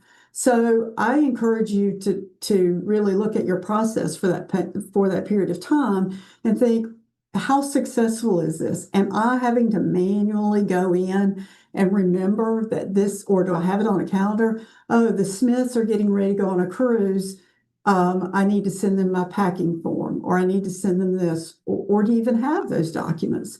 And there's lots of different ways out there that you can have other people like Penny and Christina that we're just on with Magic Made Simple, or there are, if you work with Lucia, they have co-pilots you can hire who can help you create this stuff. If the writing is the issue, Claude is a fabulous AI tool that you can use, or ChatGPT. But the point is, you're identifying what's not working.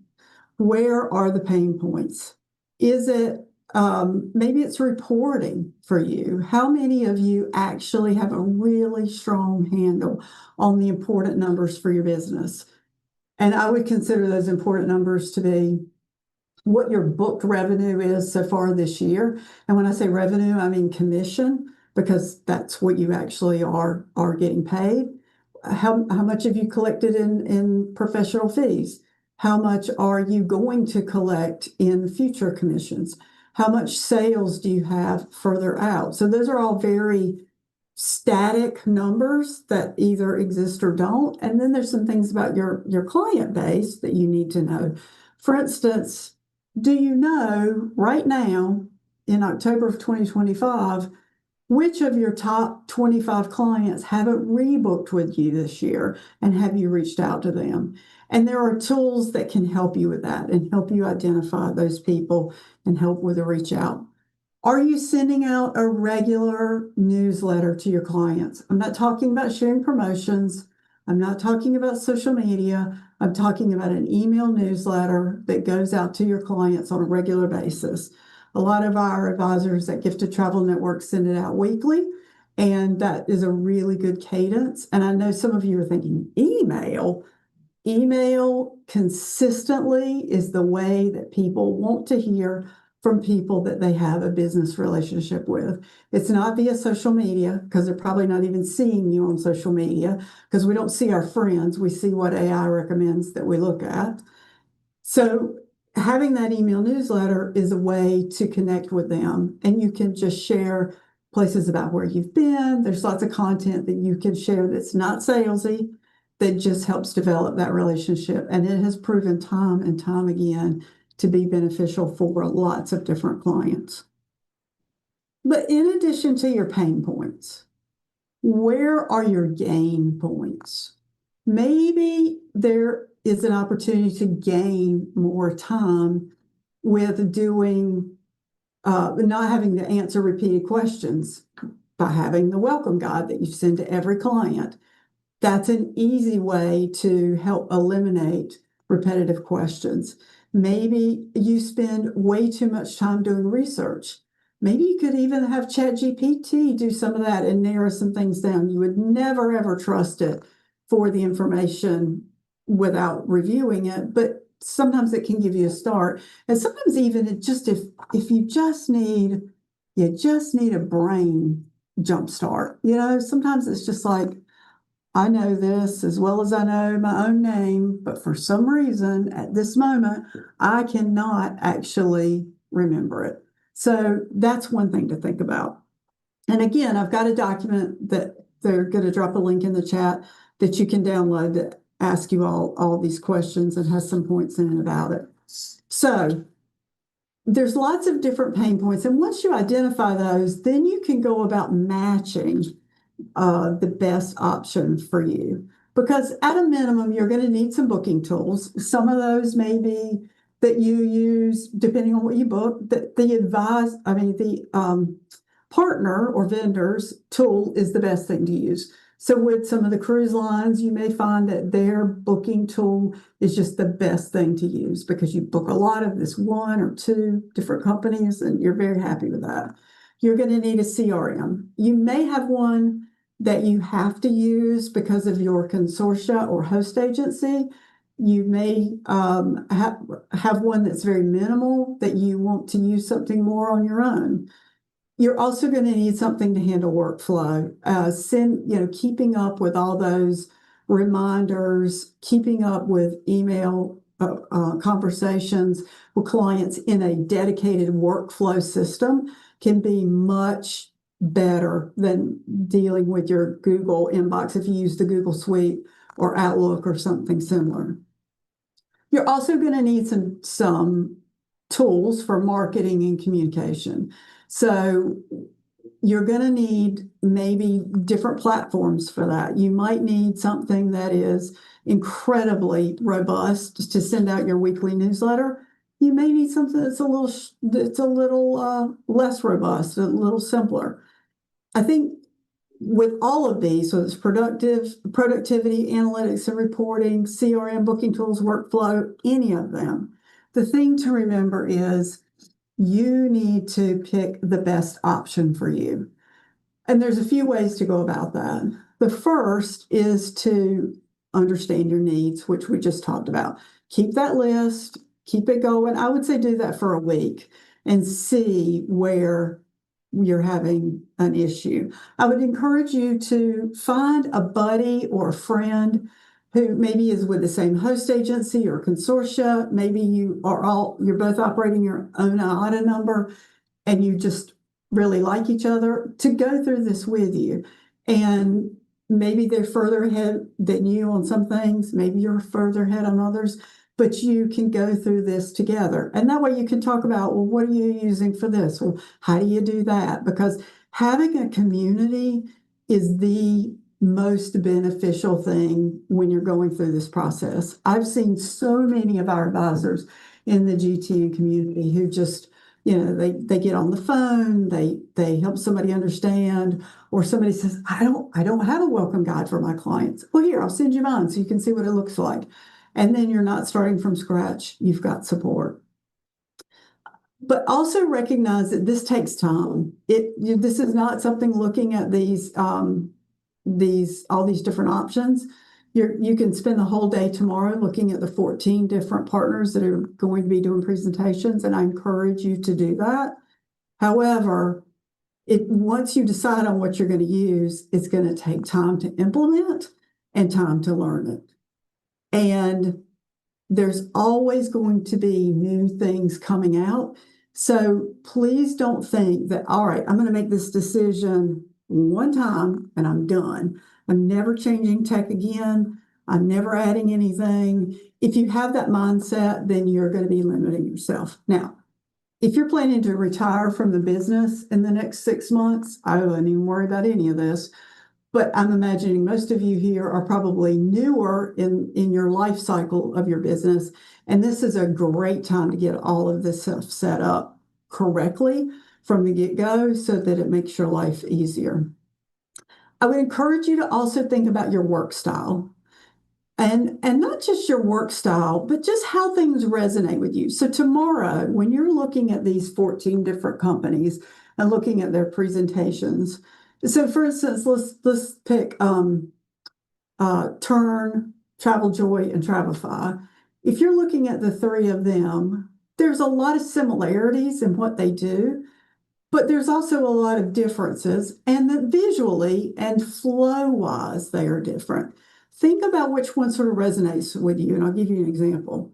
We use Asana for project management at Gifted Travel Network. It's a great tool, really fantastic, and some of the incredibly brilliant people that I work with use it so well, create things that make everybody's life easier. I don't like Asana. I just don't like the way it looks. I'm a very, very visual person, and so to me, it's just boring. And I would probably do better with something like Trello, but I can't use Trello because my whole team uses Asana. So you have to do what's best for the bigger part of the group. But I would just encourage you to think about that. And the other thing that you need to think about is what's your gut telling you? Because your gut as a business owner, which if you're an independent contractor, or have your own IATA number or whatever, you are a small business owner. And as a small business owner, your gut is your best guide. It is your best coach. It is your best mentor. So listen to that gut as you're looking through these presentations, whether it's the demos tomorrow or some other time, or you're talking to somebody who's using something. If something's resonating for you, then explore it more deeply. I'd also encourage you to really look at your host agency, find out what they're using, what they recommend, find out what people in that community are using so that you can learn from them. Also, if you're part of a consortia, there may be options there. And when you're looking at any kind of a system, the three things that I would, well, really four things that I would encourage you to look at is, what is their track record? That does not mean how long they've been in business, because there's some really amazing companies that have only been around for a couple of years. Turn is one of them. They've come onto the scene and they've made lots of progress during the period of time. And then there's other companies like Travefy, which have been around longer, but are also coming out with some amazing things. So look at their track record for what they've introduced in the last 12 months, 12 to 18 months. Take a look at that and see how much innovation they have, because that's one of the things that will tell you. You can look at their roadmap, and you should. That's the second thing. But the roadmap is what they want to do. The track record is what they've actually done, what they've actually rolled out. I'd also look at what kind of support they have. Do they have, I wouldn't really get excited about chat support necessarily, because right now I think for a lot of people, that's not working incredibly well, because your questions are usually more nuanced and the chatbots can't handle that. What does their video library look like? What does their template library look like? What is their guide? What do their guides look like? And evaluate those sorts of things.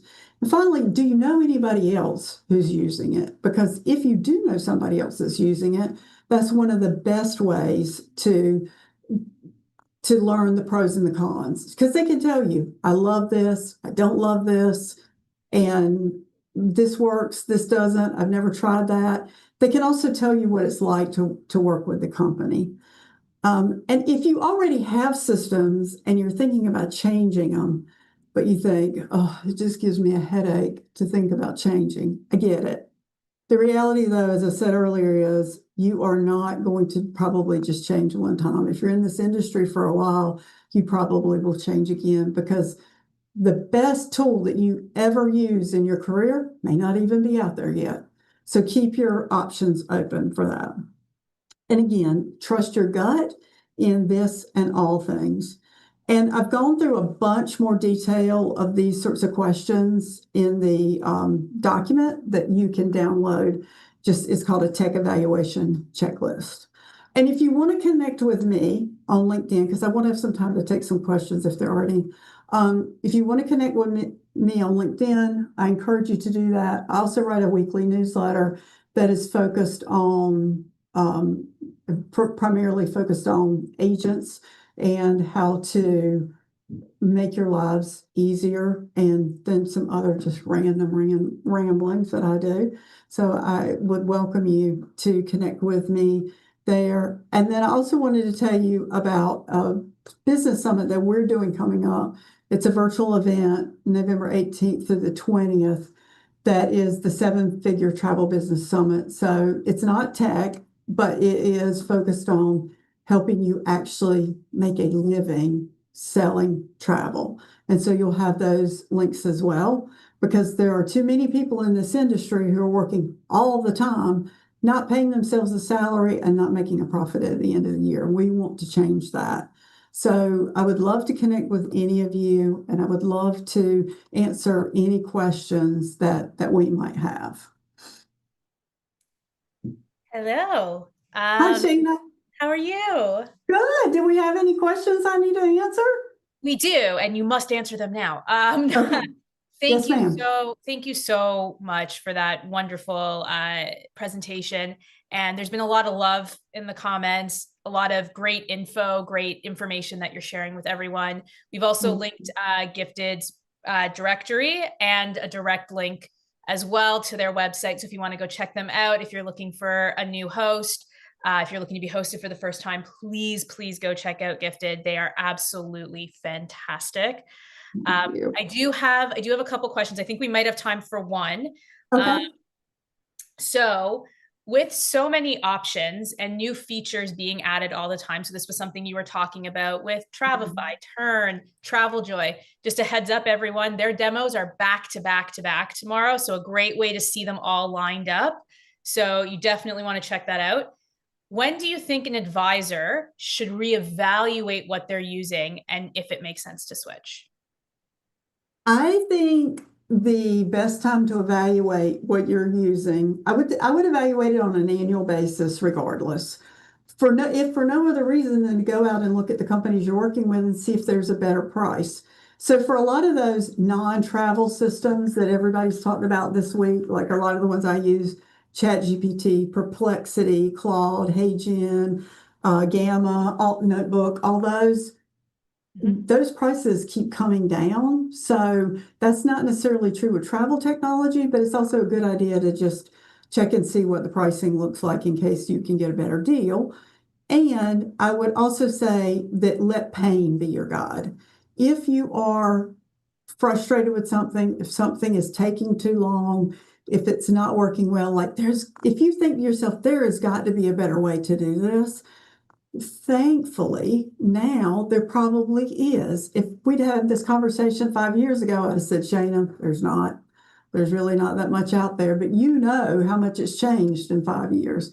So I would let pain be your guide for that. I love that. That's actually something that even at HAR we look at all the time as well, and something that, we just brought in our CRM. So, like we're constantly evolving as well. And it's incredibly exciting. Okay. One more question for you. Sure. What, If anybody has other questions, you can always message me on LinkedIn. yeah. I'm always happy to answer those. Please. And feel free, not only you can message on LinkedIn, and you can actually send messages through their directory as well. So you can send messages directly to Gifted through their directory. And let me tell you, because I get to see all the responses, they are incredibly fast to respond. So feel free to send it either way, whatever works best for you. So because you are comms, what is your personal favorite tool that you use with regards to either marketing or communications for our audience to know about? So I use both ChatGPT and Claude. I find that I think honestly, I use ChatGPT probably more just because I'm so used to it. And I have so many things that I've built up in there and it knows me so well. But I use Claude because I think it has a better human sounding voice. And what I will do a lot of times is I'll write something and then I'll stick it into Claude and say, just review this and tell me what you think. And it'll come back with some suggestions. Do you want to make it more this, more that? So Claude's probably the one that I use most often if it's actually just for communication. Yeah, to be honest, that's been a theme between ChatGPT and Claude and why you use one over the other. So that's been a theme with your other colleagues that have spoken in the last few days. So everybody take note of that. And unfortunately, I have to say goodbye, but we will definitely see Sandy Gifted Travel Network's team at Host Week. That will happen at the end of January. So you don't want to miss that. Sandy, thank you so much for joining us. It was an absolute pleasure. Thank you, Shayna. I appreciate it. Have a great day. Thank you. You as well. All right. So I know everybody's thinking, can I see Abby, Rita, and Jenn right now? And so that's what we're going to do. I'm going to bring the team on because we want to say hi to everybody. So Juan, whenever you're ready, bring me the team. Yay! Oh, there's everybody. Oh, and Steph, yes. So this is the team. This is the team that runs Host Agency Reviews. This is the team that has been running this event, plus Juan. We cannot forget Juan. Juan is the production brains behind absolutely everything. But yeah, everyone introduce yourself. Say a little bit of something about yourself to the audience. Welcome to my world. Anyone? Bueller? Maybe it'll help if you point out who everybody's nervous to be the first one to talk over others. No way. You know what? Abby, you unmute yourself and tell us about yourself. Hi, I'm Abby Von Goren. I don't have much of a voice right now, but I'm happy to be here. And thank you so much for being here this week. Enjoy the rest. Yeah. And the amazing woman that is behind the chat, all the polls, everything. How about, well, I mean, Steph, you can introduce yourself, but I feel I feel like people have known me from the beginning. So hi everybody, happy to be here. Happy to be riding on the coattails. Rita. Hello, everybody. I am the woman behind the 72 tabs. That I I'm can't also look the one. directly at. I'm also the one keeping us on time and making sure all the things. Juan is the technical magician, and I'm the timekeeper of the things at HAR Okay. Wired and Host Week. Let's be clear, you are significantly more than the timekeeper. All that she onboards, offboards every single speaker that we have. She keeps everything rolling. It's her and Juan that are in the background with all of the speakers, everything. I just get to be the lucky one who introduces everybody. And finally, Jenn. Hey everybody, I'm Jenn Myers. I am, I guess, the baby on the team, the newbie, and I feel like my role is to learn. This is my first event that I've done behind the scenes with host agency reviews, so I'm just taking it all in and encouraging the team when they need it, and I'm just really excited to be a part of this. This is a cool industry and a great group of ladies. Yeah. And like we said, Juan is behind the scenes producing. And we just wanted you to meet everybody before we get into our final feature session of the day. So not that I want to kick Abby, Rita, and Steph out, but I guarantee everybody listening wants to hear this final feature session. So we will see you 3 later. All right. Yeah, I'm keeping Jenn with me, and you're going to find out why.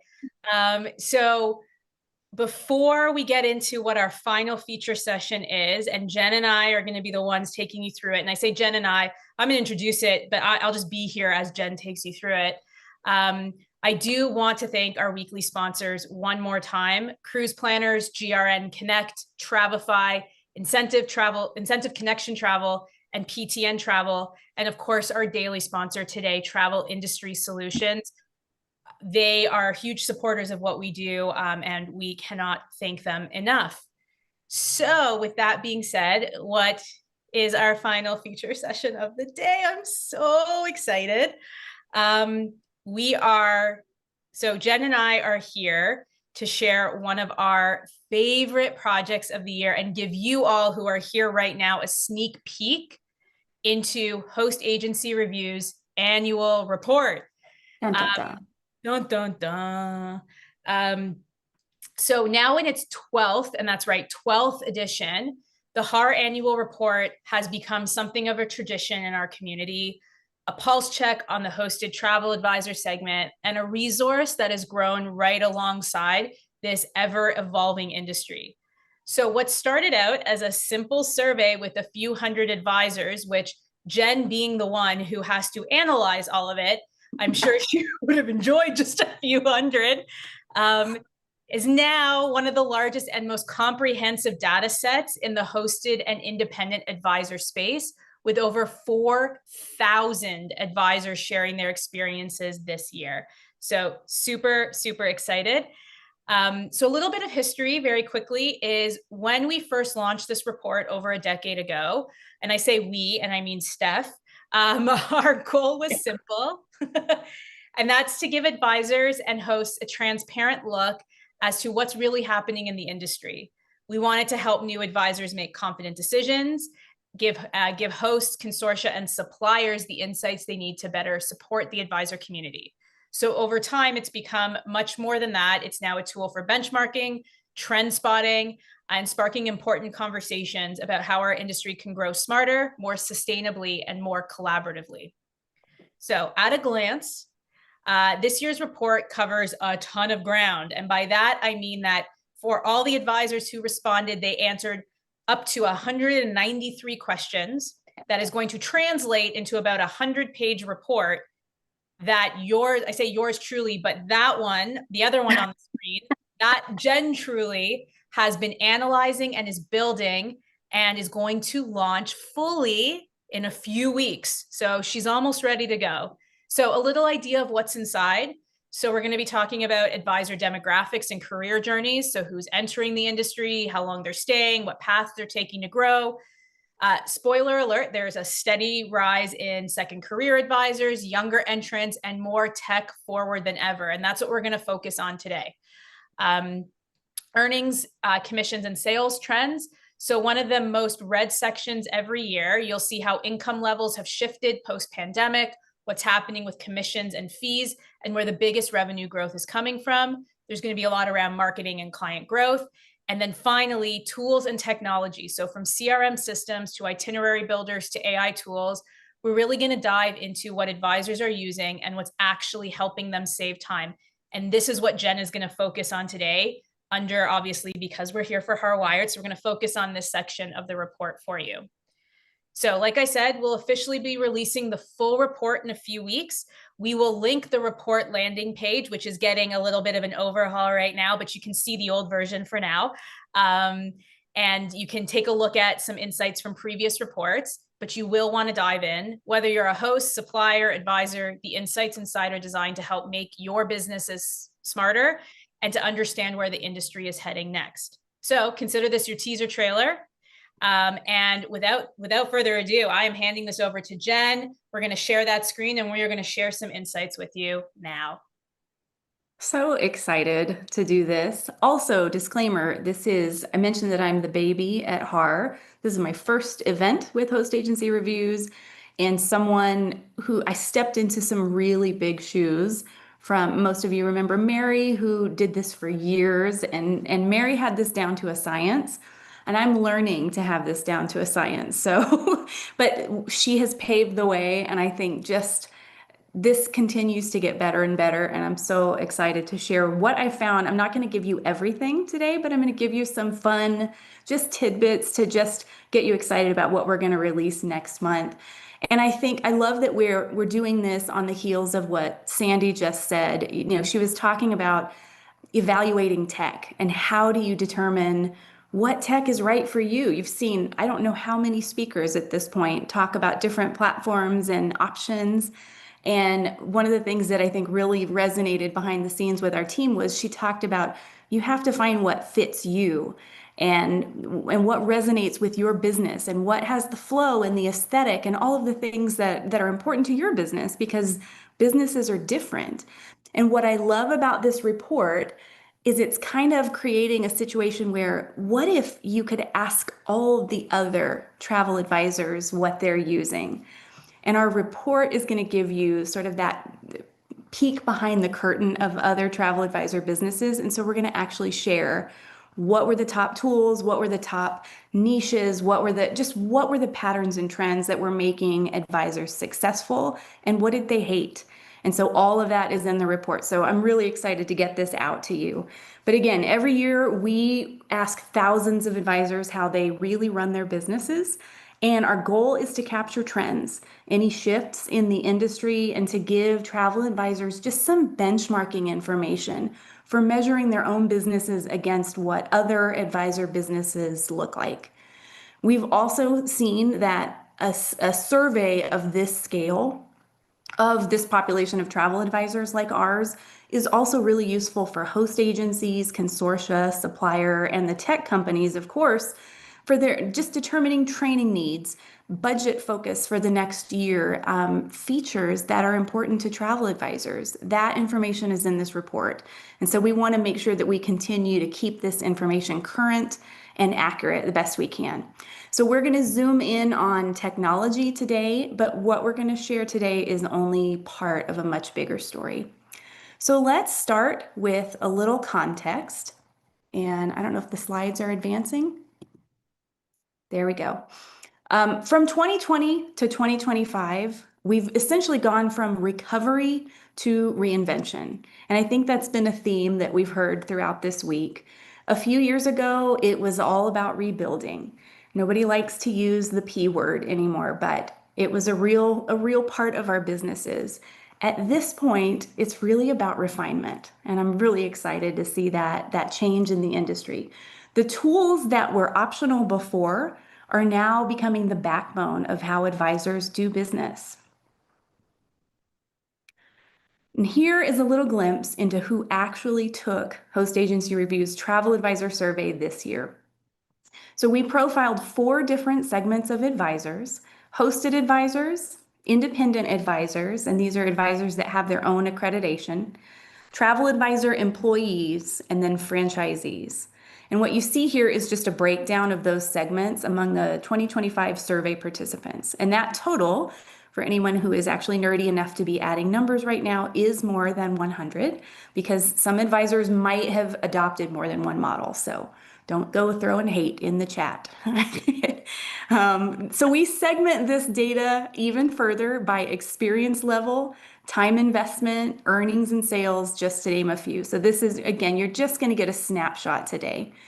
This year we had close to 4,000 participants, and that's just people who took the time to go through the whole survey, which is absolutely incredible. But after cleaning the data and removing duplicates and anything that was just messy data, our report data is coming from 3,456 travel advisors. The large majority of which, as you can see, are hosted travel advisors. So 85% of the advisors we surveyed said that they were hosted, followed by independent travel advisors. And then the rest were almost an even split between travel advisor employees and franchisees. Yeah. And for all of you wondering, and Steph put this in the comments, everyone who completes the report does get a free copy of the report. So it's incredible. You know, we want to make sure that the information that they're sharing and that, you know, others in the community, in the travel advisor community are sharing, that they get to receive that. If any of you have attended any of the conferences, I'll use Travel Leaders Network Conference as an example. They shared a lot of this information in some of their presentations. We helped them build that. So like Jen said, a lot of this is used throughout the industry, which is super exciting, but we're so glad that we can help bring this all together and supply it for you all. Awesome. Yeah. So our annual report is really designed to be a 360-degree look at the travel advisor landscape. We're going to focus again on tech this week because it's such a big part of running this type of business, and we know that. But again, our annual report is going to dig into every piece of the advisor puzzle. And so there's a lot more we'll be unpacking when the full report launches in just a few weeks. Dear God. So you can all pray for me behind the scenes because you know what I will be doing. That we do. Yeah, I know. I've been doing for a while. This is not, just so you all know, this is not an easy feat to not only take all the data, but analyze it, compare it to previous years, to bring it all together, to clean it, you know, duplicates. So Jen, we love you so dearly. Oh, I love you back. Okay, but I want to start with just some quick result highlights that I want to share today. Specifically, now again, we segment this data, so this is all specific to our hosted advisor report. We'll have different reports come out for the different segments, but everything that I'm going to share with you today has to do with hosted advisors. So just in terms of income, hosted advisor income continues to climb post-pandemic. As far as fees are concerned, most advisors are charging fees, and of course they earn more when they do. That shouldn't come as a surprise. For any new advisors in the room, the hosted model still remains the top entry point. And I love this one. In terms of career satisfaction, it's higher than ever, which I love. Most advisors really do love what they do, which is fantastic. And then lastly, just a sneak peek in terms of operations, time investment is directly linked to income. So we're finding that advisors who invested more time generate higher levels of income at the end of the day. So just some little behind the scenes tidbits. But now I want to focus in on travel technology since that's what we're here for this week. And so what I want to do is give you a tech adoption snapshot. And what we're seeing is that tech adoption has matured. Now, what do I mean by that? Adoption is pretty much steady and strong across most tech categories. And I'll get into those categories in just a minute. We were after really a more accurate picture of which technologies hosted advisors used to run their travel agencies in 2024. Again, what we surveyed, when we survey travel advisors, we're asking them, what did they do last year? So all of this data is what we learned about businesses in 2024. And with that data, we're mapping advisor behaviors and trends year over year. So it's really interesting to see kind of how this industry changes throughout the years. So I want to show you what those categories were and how they ranked this year. So this is tech adoption overall. So these are the categories of technology specific to our industry that we surveyed this year.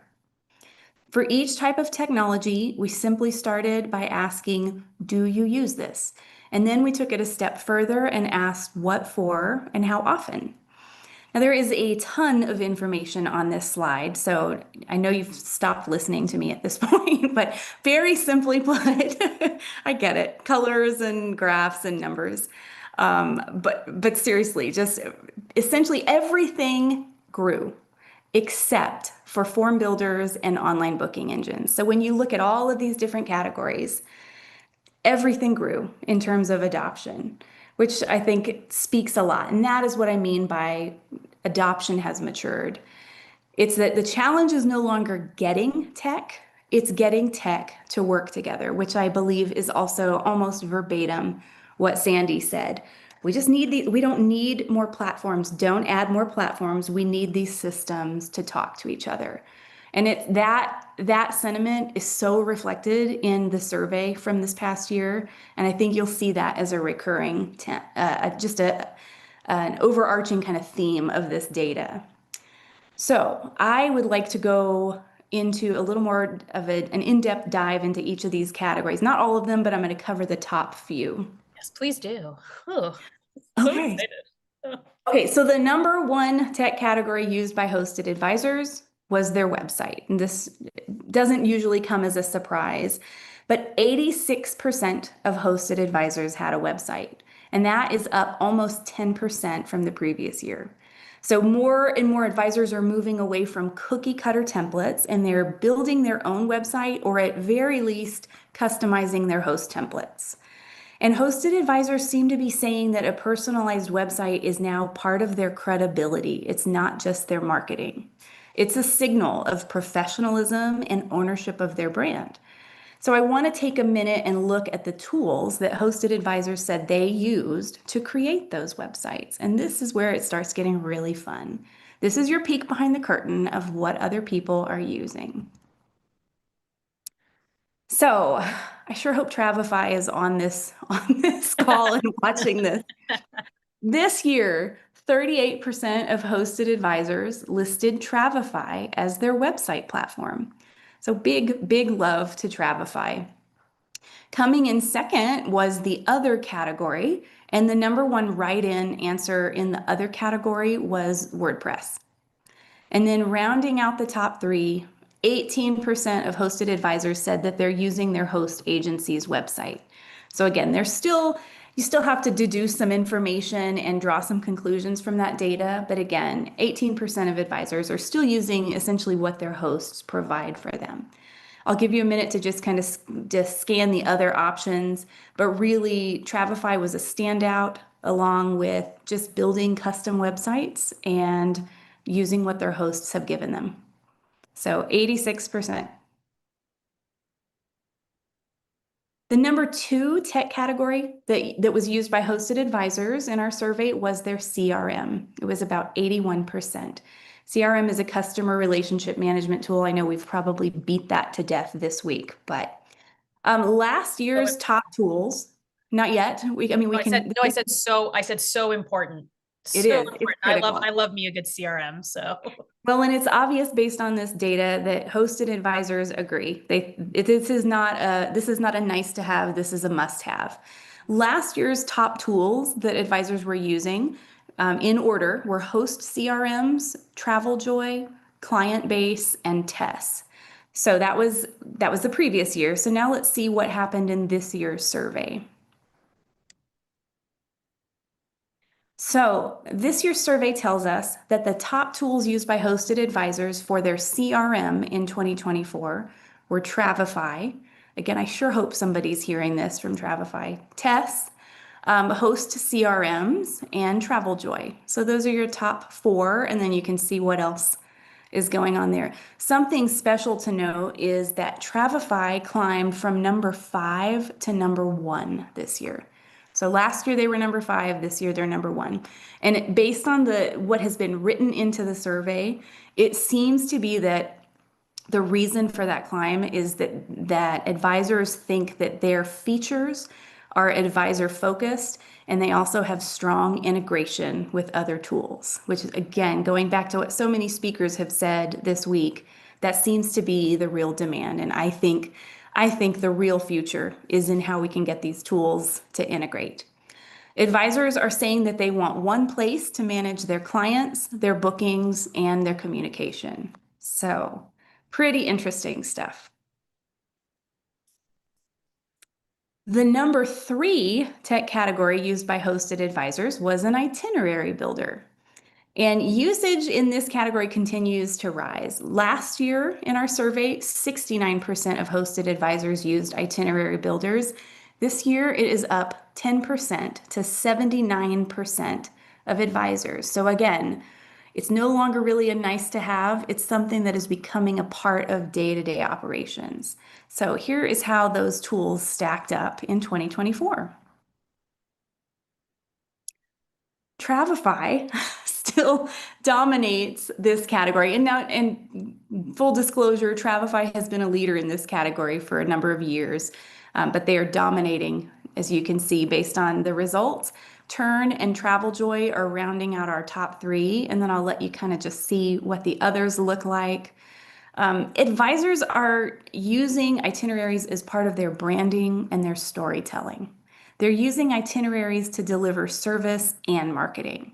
So this is no longer just logistics. This is something that's really become, I think, an integral part of hosted travel advisors business.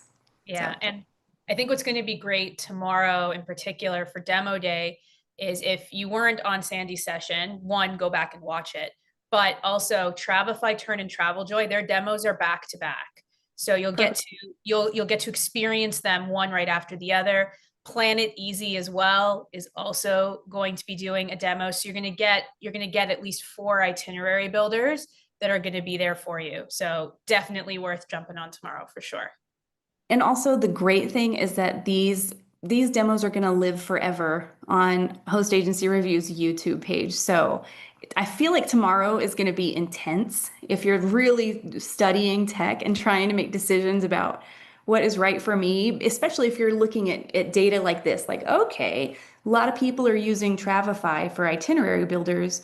If you're new, you might want to really pay attention to that, but also take a look at Turn and TravelJoy, because I will say that both of those itinerary builders have moved up this year in the survey compared to previous years. So there is a rise in what they're producing, and more advisors are adopting those as itinerary builders.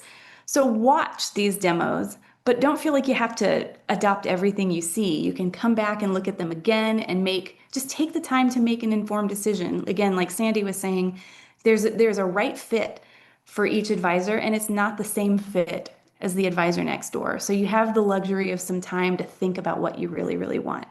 But it's going to be good. Okay, moving past itinerary builders, this is where I'm really excited. I know we've spent a lot of time on it this week. AI. The number 4 tech category used by hosted advisors was artificial intelligence, or AI. Now, this is the first year that we've surveyed AI data, so we're really kind of excited about watching this for trends over the next few years.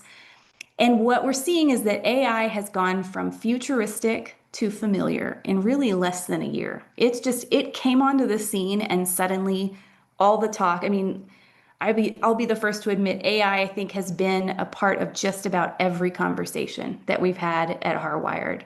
And that's because it's what's happening right now in the world. So this year's data is giving us our first benchmark for how advisors are using it. Again, we're pulling back the curtain so you can just see what are your peers doing. at least 55% of hosted advisors were using AI in some capacity in 2024. That doesn't mean full adoption, but in some capacity.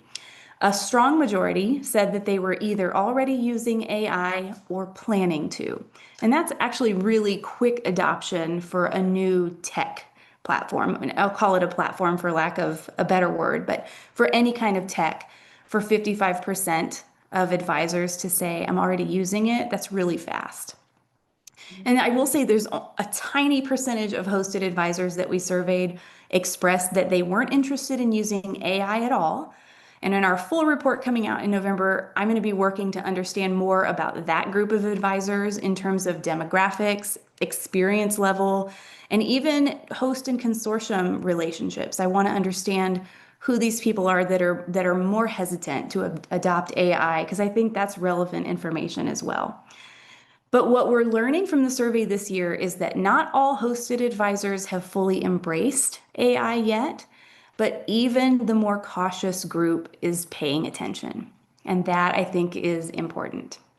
So let's take a look at how hosted advisors are using AI. And I'm going to walk you through this slide, so please don't panic. My husband saw this before I put it on. He was like, what are you doing? Just focus on the pretty colors. And I know, right? I am also going to do my best Rita, and this is the 2-minute warning. Okay, got it. Yeah. Okay, so dear God. So in the bar graph on the right, what you're seeing is, look at the 2 shades of blue-green, okay? What we're going to focus on are those 2 shades. The dark shade indicates that these are people, advisors who are regularly using AI for that category. And the light green says that they're occasionally, so at least once a month, using AI for that purpose. All the other colors right now are irrelevant because they stand for not non-use or basically not yet use. But the top use of AI reported in our survey was content creation, followed by destination research and planning, and then marketing collateral, AI as a personal assistant, and then quotes and itinerary building. What we're seeing is that AI use among hosted advisors is about saving time, not losing their personal voice, and that's the big concern. Also, one kind of funny thing that I saw when analyzing this particular data is that personal therapy came up more than a few times as a write-in the other category. So evidently, we have a broad spectrum use case for AI, and therapy is on the docket. So, and again, all of this information is going to live forever on YouTube, so you can come back to it. So wrapping it all up, based on all this data, how do advisors feel about AI? We're going to go with curious but cautious. Hosted advisors are testing AI in low-risk areas. The biggest barrier isn't fear. It seems to be not knowing where to start and not wanting to dehumanize their businesses.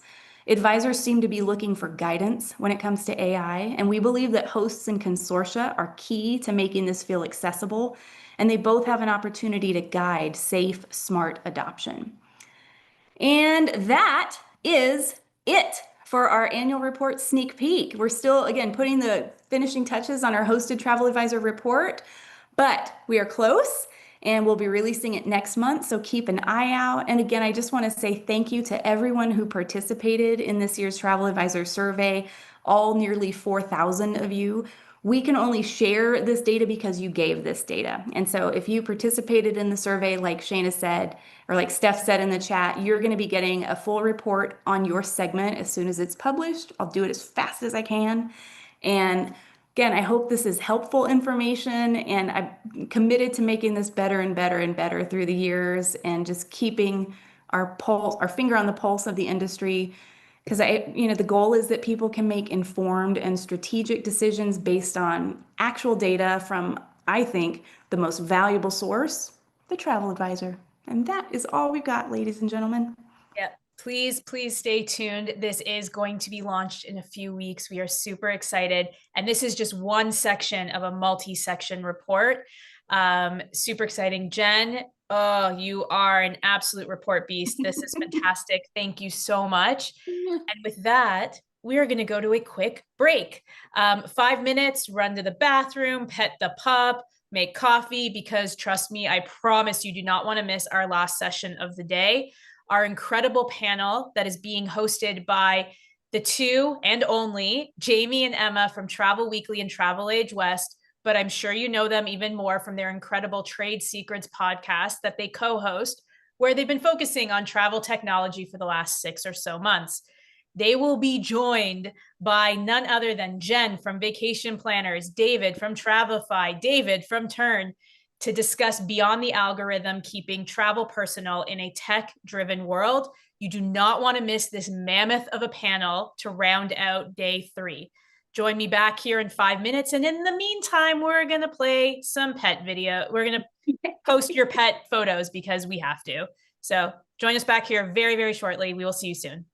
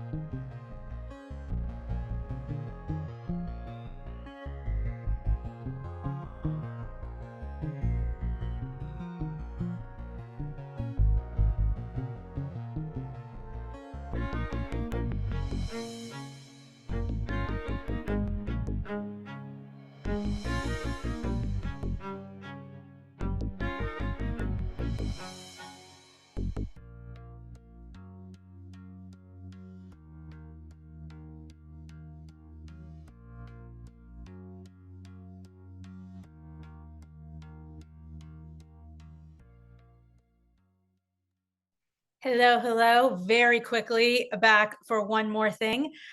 Before we jump into our panel, we are so excited to have our new host agency, FAM Via Travel, as a sponsor of this incredible panel. So FAM Via Travel reimagines vacation planning by combining human expertise with AI efficiency. Vacations are emotional, which is why they've created a dual approach.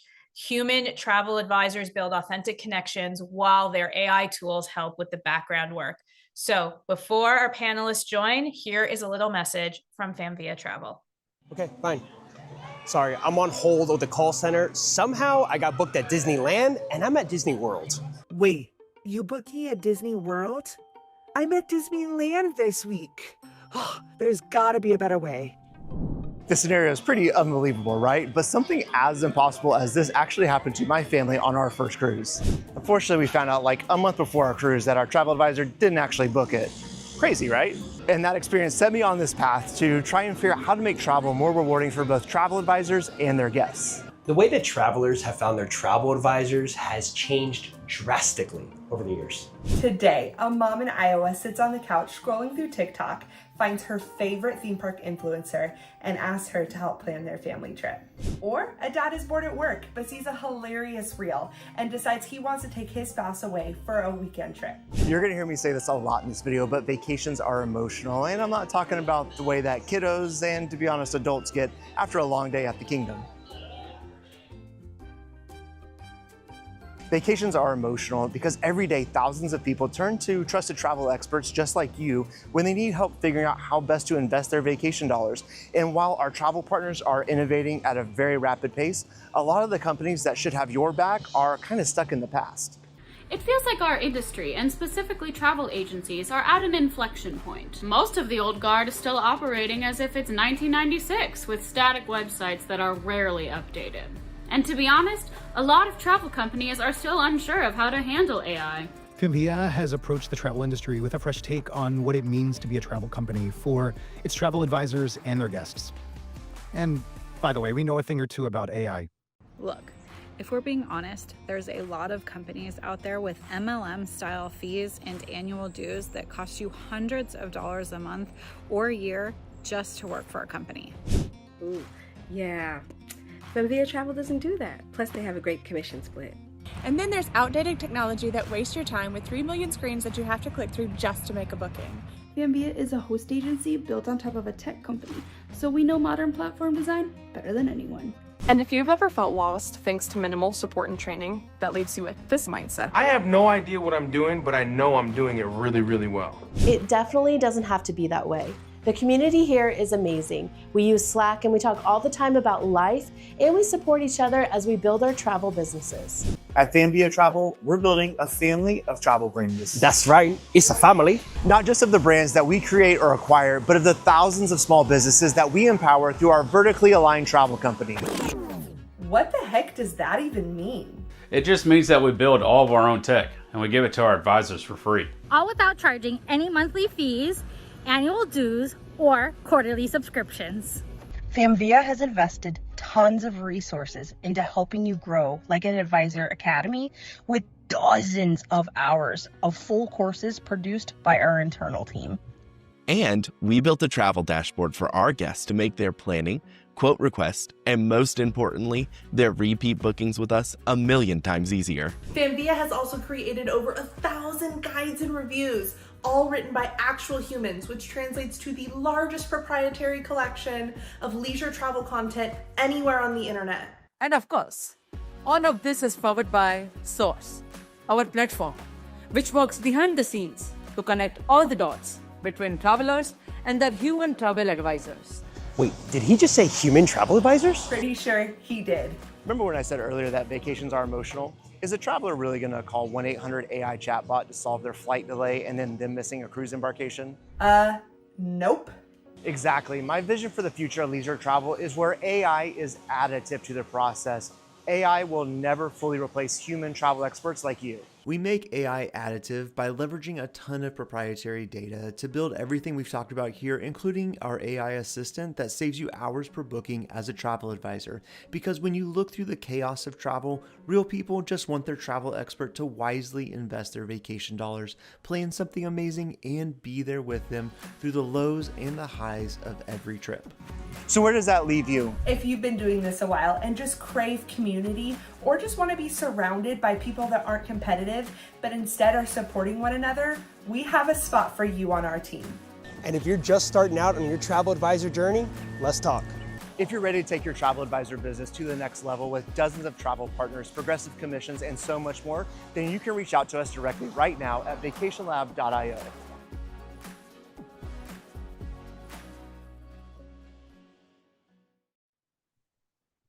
All right, welcome everyone. We are so happy you're here with us. I'm going to keep this intro brief because we have an outstanding panel and I can't wait for you to hear from them today.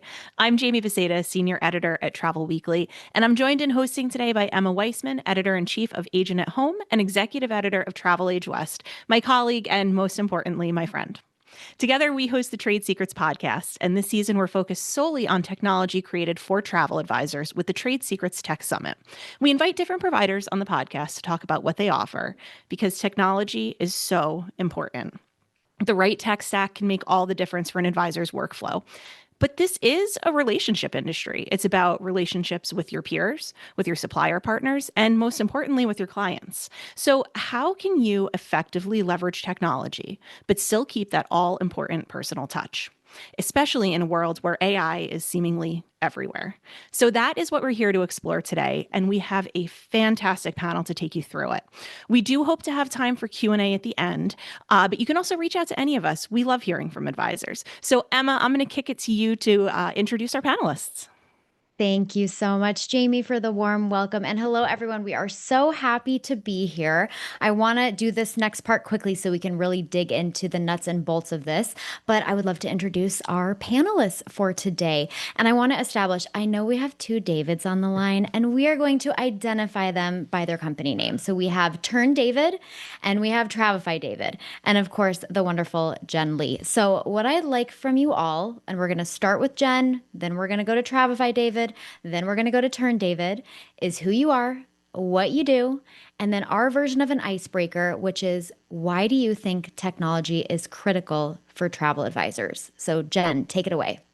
Hey, everybody. I'm so glad I don't have to be called TPI Jenn Lee. So it's just Jenn Lee. I'm the president and CMO of Host Agency Travel Planners International and Franchise Division Vacation Planners.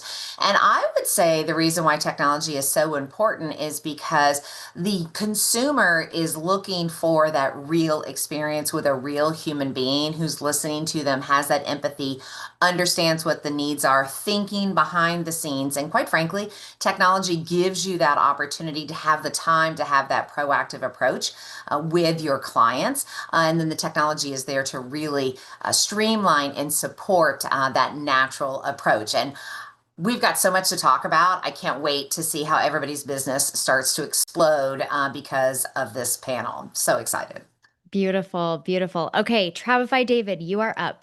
Awesome. Well, thank you again for the opportunity to be here. So my name is David Chait, and I'm one of the founders and CEO of Travify, a platform that helps tens of thousands of travel advisors like you grow your business with itinerary, CRM, and other tools, as well as a passionate industry advocate. I think the question on technology is a really important one. And for me, it's critical. And I think Jenn said it really best in that it allows you to focus on what truly sets you apart, your knowledge, your expertise, your duty of care. Technology helps elevate you by taking things off your plate. And with that, I know we're going to talk about a lot of great stuff today. So just pumped for the conversation. Wonderful. Okay, last but certainly not least, Turn David. Yeah, hi everyone. It's so great to be here with all of you. My name is David Shaw. I'm the CEO and one of the co-founders here at Turn. We are the vertically integrated platform for the travel industry, bringing together all the tools that you need to run your business. And when we think about the role of technology, one of the things you'll hear us talk a lot about is eliminating invisible work. This is the work that we think doesn't add to your business. It doesn't help you grow your business. It doesn't serve your clients uniquely. And we think when you look at technology, the job of good technology is to eliminate that invisible work so you can focus on what really matters. And that's what I think today's going to be about with AI. It's what we build, everything we build at Turnabout, and couldn't be more excited to be a part of the conversation. Amazing. Well, we are thrilled to have all of you here today. So let's continue this topic of conversation on, why advisors need technology today, how they're using it. So Jenn, I want to kick our first question over to you because you have your eyes on literally thousands of advisors every day. So what are the biggest operational bottlenecks or other challenges that they face where technology can make a difference?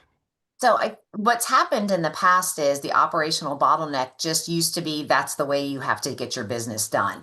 And in reality now with today's progressive technology, especially a lot of the AI stuff that works with the technology, now all of a sudden they're like, oh, my real job is to talk to people, right? So the biggest bottlenecks may be research. It could be crafting a beautiful email that hits to the heart and has the right tone for the situation at hand. We know as travel advisors, many times have to deal with really difficult situations, and it tugs at their heart when they have to send a declining email to a customer or hey, I'm sorry that the hurricane hit, but I can't control the weather. Like, what's a better way of saying that where they're not breaking the promise?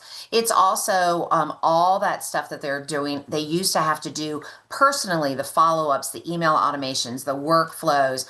I know we're going to talk a little bit about AI in a bit, and I'm going to share 4 different partner advisors and how they're using AI in like a multitude of ways to really kind of elevate. But the bottleneck is kind of how David said, it's that invisible work that you just didn't realize you're not supposed to have to do.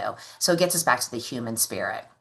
Yeah. And Jenn, I want to continue with you because I know we have those case studies about AI, but how are you seeing your advisors implementing specific tech that's maybe outside of AI? Do you have any real world examples you can share with us? Yeah, CRMs, and we've got 2 of our partner CRMs with us, Churn David and Travify David, and then we also work with TravelJoy as well. So we've used kind of our buying power and influence to be able to help our advisors make it easier and more affordable for them to be able to utilize a CRM. That is number one. It starts with the management of that relationship. We're hearing advisors using Zapier and really kind of figuring out other ways to integrate technologies with other technologies. So y'all look that up, Zapier. We have an advisor who gets about 1,000 leads a week, and his name's William Luke, and he says he uses Zapier to kind of zap everything together. It sets up, follow-ups and workflows and analyzes things, and it's connecting a bunch of stuff.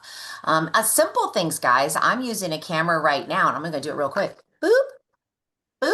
I use a camera that flips right down so that I'm looking face to face, eyeball to eyeball with somebody. That's a piece of technology that brings a human factor to all the Zoom calls and things versus like looking down, looking over here. It's that eye to eye contact. So it's really a multitude of things. Multiple screens when they travel. Corinne Johnson is known for that, portable printers that they take with them on the road if they like to print, like myself. Notepads that they use that they're writing, iPad pencils, Canva, like it's the gamut of pieces of technology which gives them that greater opportunity for that human connection. That's really the key. How can I create a stronger human connection with a different piece of technology? Mm-hmm. Absolutely. And all great tech to look into, but I think that's a really important reminder about the human connection, Jenn. I think we can kind of get lost in this world of technology sometimes, and it's good to keep that in focus.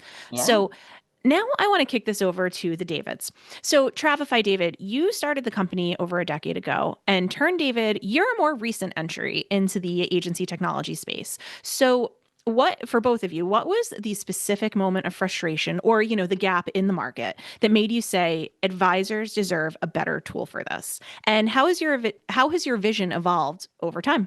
So let's start with Travify, David.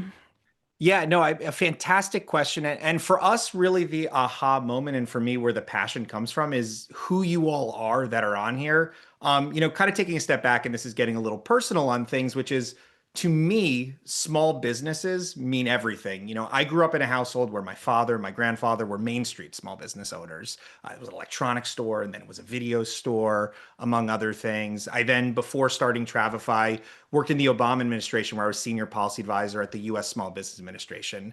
And so my passion and my understanding and care comes from I get that your biggest barrier to growth is 24 hours in a day. And so when we started building technology and really saw travel advisors come to us in droves, just needing tools, you were left behind in technology, looking for things to add efficiencies. It wasn't just an aha moment in terms of here's a business, but in terms of passion of, I understand that when you are a solopreneur, which so many of you are, that technology, that efficiency, it's not just an opportunity, it's something that can change outcomes. And so for us, that's how we think about and drive everything we do. Awesome. Let's kick it over to Turn David. Yeah, I mean, our story, like you said, is a little bit more recent. For some context, my co-founders and I all worked at a company called Handshake before starting Turn, scaled that from an idea in the living room to, it was a $3.5 billion company when we left. So we had this experience sort of building kind of pretty impactful technology companies. But it was actually I'll save the long story, but a missed ferry connection in Greece where I realized I should have been using a travel advisor. Thought about my in-laws who did use a travel advisor for all their trips. And literally in that parking lot started Googling the travel industry. And I learned about all the kind of incredible things that all of you have known for a long time. The industry is growing, the impact that you all have on your clients. But I started looking through the technology stack and I was like, it feels like there may be an opportunity here. So I called Katie and Brian, the two co-founders. I said, let's fly to the American Society of Travel Advisors conference in San Francisco and just learn. And we had dozens and dozens of conversations with advisors, with agency owners, with travel suppliers, and they all sort of told us the same thing. Like the technology is fragmented. We're using different tools for itineraries and CRM and agency back office. And I remember very distinctly asking one advisor, I was like, well, if you could have all those things in like one system, like, would you want that? And they literally laughed at me. They're like, that is impossible. And it was sort of this eye-opening moment where the industry had been telling advisors that this was too complex. If anybody tried to do all the things, they couldn't do those things well. And with our background building technology, we knew that we could actually build this vertically integrated system that brought all these things together. And I think, to the question around like what's changed, I mean, obviously we're entering this whole new era of technology with AI. I think we're going to get to that in a minute. And that's changed a lot of things for the better. And it's going to enable us to accomplish this mission of empowering advisors even more effectively. But what hasn't changed, and what I'm kind of excited to see a lot of other folks across the industry starting to recognize, is that the future of travel and the future of eliminating invisible work is a vertically integrated system that brings together all these different tools for all these different levels. And I'm proud to say Turn's played a part in making that happen. So that's Turn. Turn, David. I love that story about your in-laws because I think innovation and growth and change in an industry often stems from a frustration that you personally feel or a pain point. I would love to dig into the data a little bit. So I want to start with Turn, David, and then I'm going to go to Travify, David. But can either of you share some statistics? Jen, I see you laughing. Turn, David, Travify, David.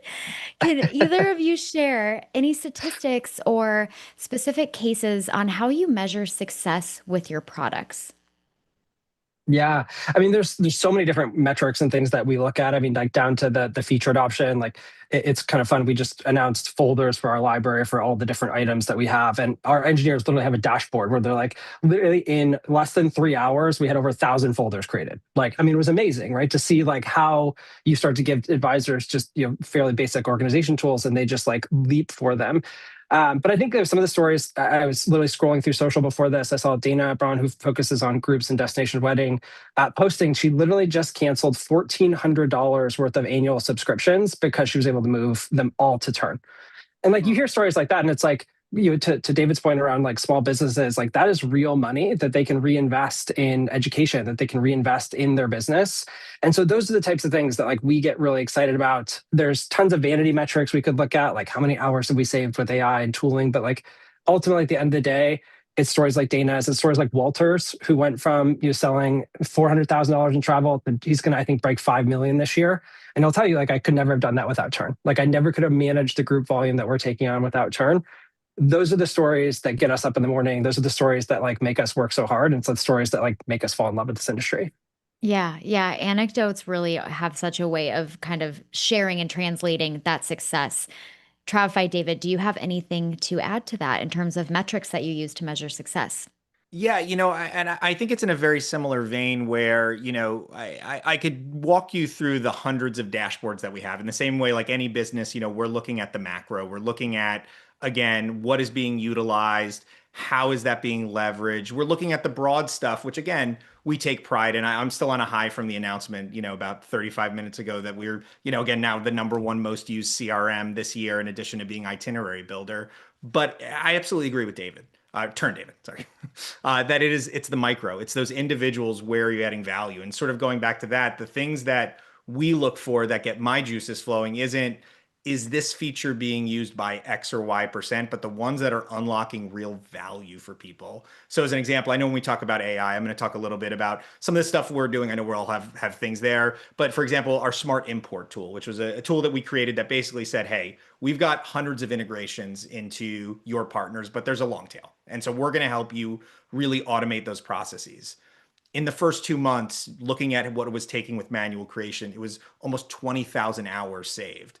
That to me is much more valuable. And that's hours people can put back in their lives, whether that's to invest more in your business, go spend time with your kids, do anything with that micro to us is where, again, we find our passion. And so it's looking at both.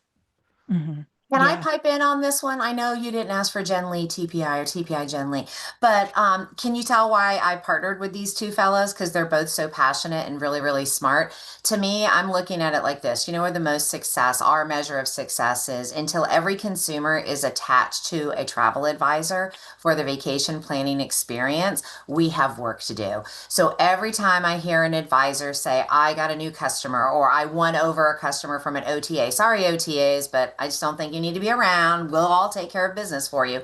But to me, that's the ultimate in success. What is our overall goal in this industry for all of us, you too, Jamie and Emma, and everybody at Host Agency Reviews as well, is we want every consumer to be attached to an advisor, and we want every consumer to leave their home and go on vacation. That's going to get us the world peace that we need. Nothing that anybody else is doing. I don't care what side of the aisle you're on. So off my soapbox, just wanted to let you know, we can look at stats and data points, but boy, we've got a lot of work to do. So it's good we have these two smart chappies involved in the industry to help us from a technology wise. Sing it, TPI Jenn. Yeah. And by the way, to our friends at HAR, I feel like we might have a missed merchandise opportunity here between the Davids, TPI Jenn, Turn David, Travify David. So now I want to take the conversation to common misconceptions around technology. And this is a question for all of you because you all talk with advisors daily. I'm curious, what are some of the more common misconceptions that you come across about what tech can and also can't do for their businesses? So let me kick it off to Jenn to start us off. Mm-hmm. Well, I would think the most common misconception, thankfully, is kind of going away. They always think technology is going to replace them, and that is not the case whatsoever. So that's the biggest misconception. The second is that it's too difficult for me to learn. It's too difficult for me. I'm used to my Excel spreadsheet. It's never failed me, baby. I don't need to go to a CRM, but yet they're missing out on those additional folks within their community that they're not able to serve because they haven't gotten more organized through the use of technology. And a lot of it is CRMs, guys. It really is the CRMs. When we launched vacation planners, we said, advisors are spending so much time in all this other things. Let us do all the marketing for you and have a really organized back office and front office for you so you could focus on those conversations. That it's going to replace them, and then it's too hard to pivot. Those are going to be my 2 points right there. Biggest misconceptions. Mm-hmm. They're just wrong. Mm-hmm. David's anything to add? I would just note, I think, Jenn, that's a great point. And I think for us, the #1 misconception we see is exactly it can't replace you. But I think there's 2 sides to that. There's the it can't replace you, which is the fear that a lot of people have. It's that old Mark Twain, the reports of my death have been greatly exaggerated. Again, it can't replace you because there's so many things that you're secret sauce. But also on the other side, it can't replace you. It can't do everything. There are those things that are core to you, which are the reason why we love travel advisors and go to you. So in both ways, leverage it, help it elevate you, take the stuff off your plate. And we're going to talk a lot about all of those things, but use that so you can focus on the things that are core to you. And so it's really the knowledge that it can't replace you, but also in so many ways. And I'll build on that because that's pretty much exactly what I was going to say around. We will talk to advisors, and this I'd say happens most often like newer into industry folks who are like, technology is going to be what brings me my business.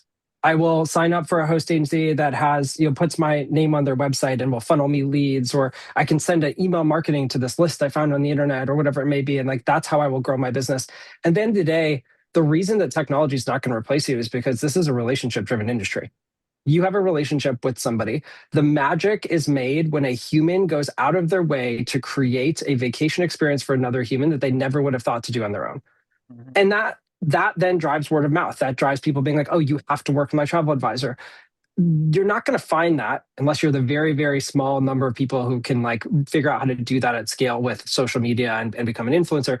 But most people are not going to do that with an email marketing list. You can keep them warm, you can re-engage them, you can do all those things. But that first touch point, that first relationship is what is going to differentiate you from the AI chatbots and all these other things.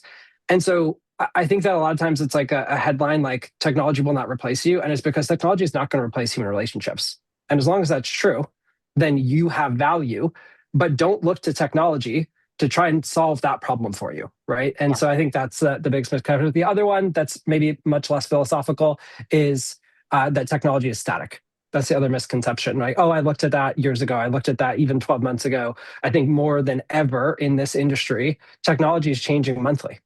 And so like you've got to, and this is work. People don't love to hear this sometimes, but like if you're not reevaluating your systems at least annually, if you're not doing sort of a full demo of all the tools out there, at least annually, you are operating on imperfect information. And that's not an effective way to run a business.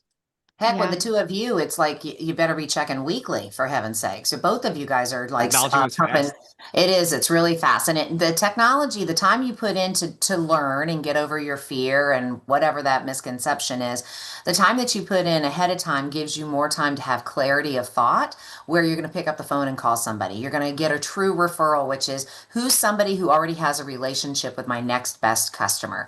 Now I've got the brain power and the ability, the clarity to have those meaningful conversations versus buying, I'm glad you brought that up, David, buying a list online. That is not what's going to get you business. You might get a half of a percent, which is probably 1/4%, but I'm not a mathematician.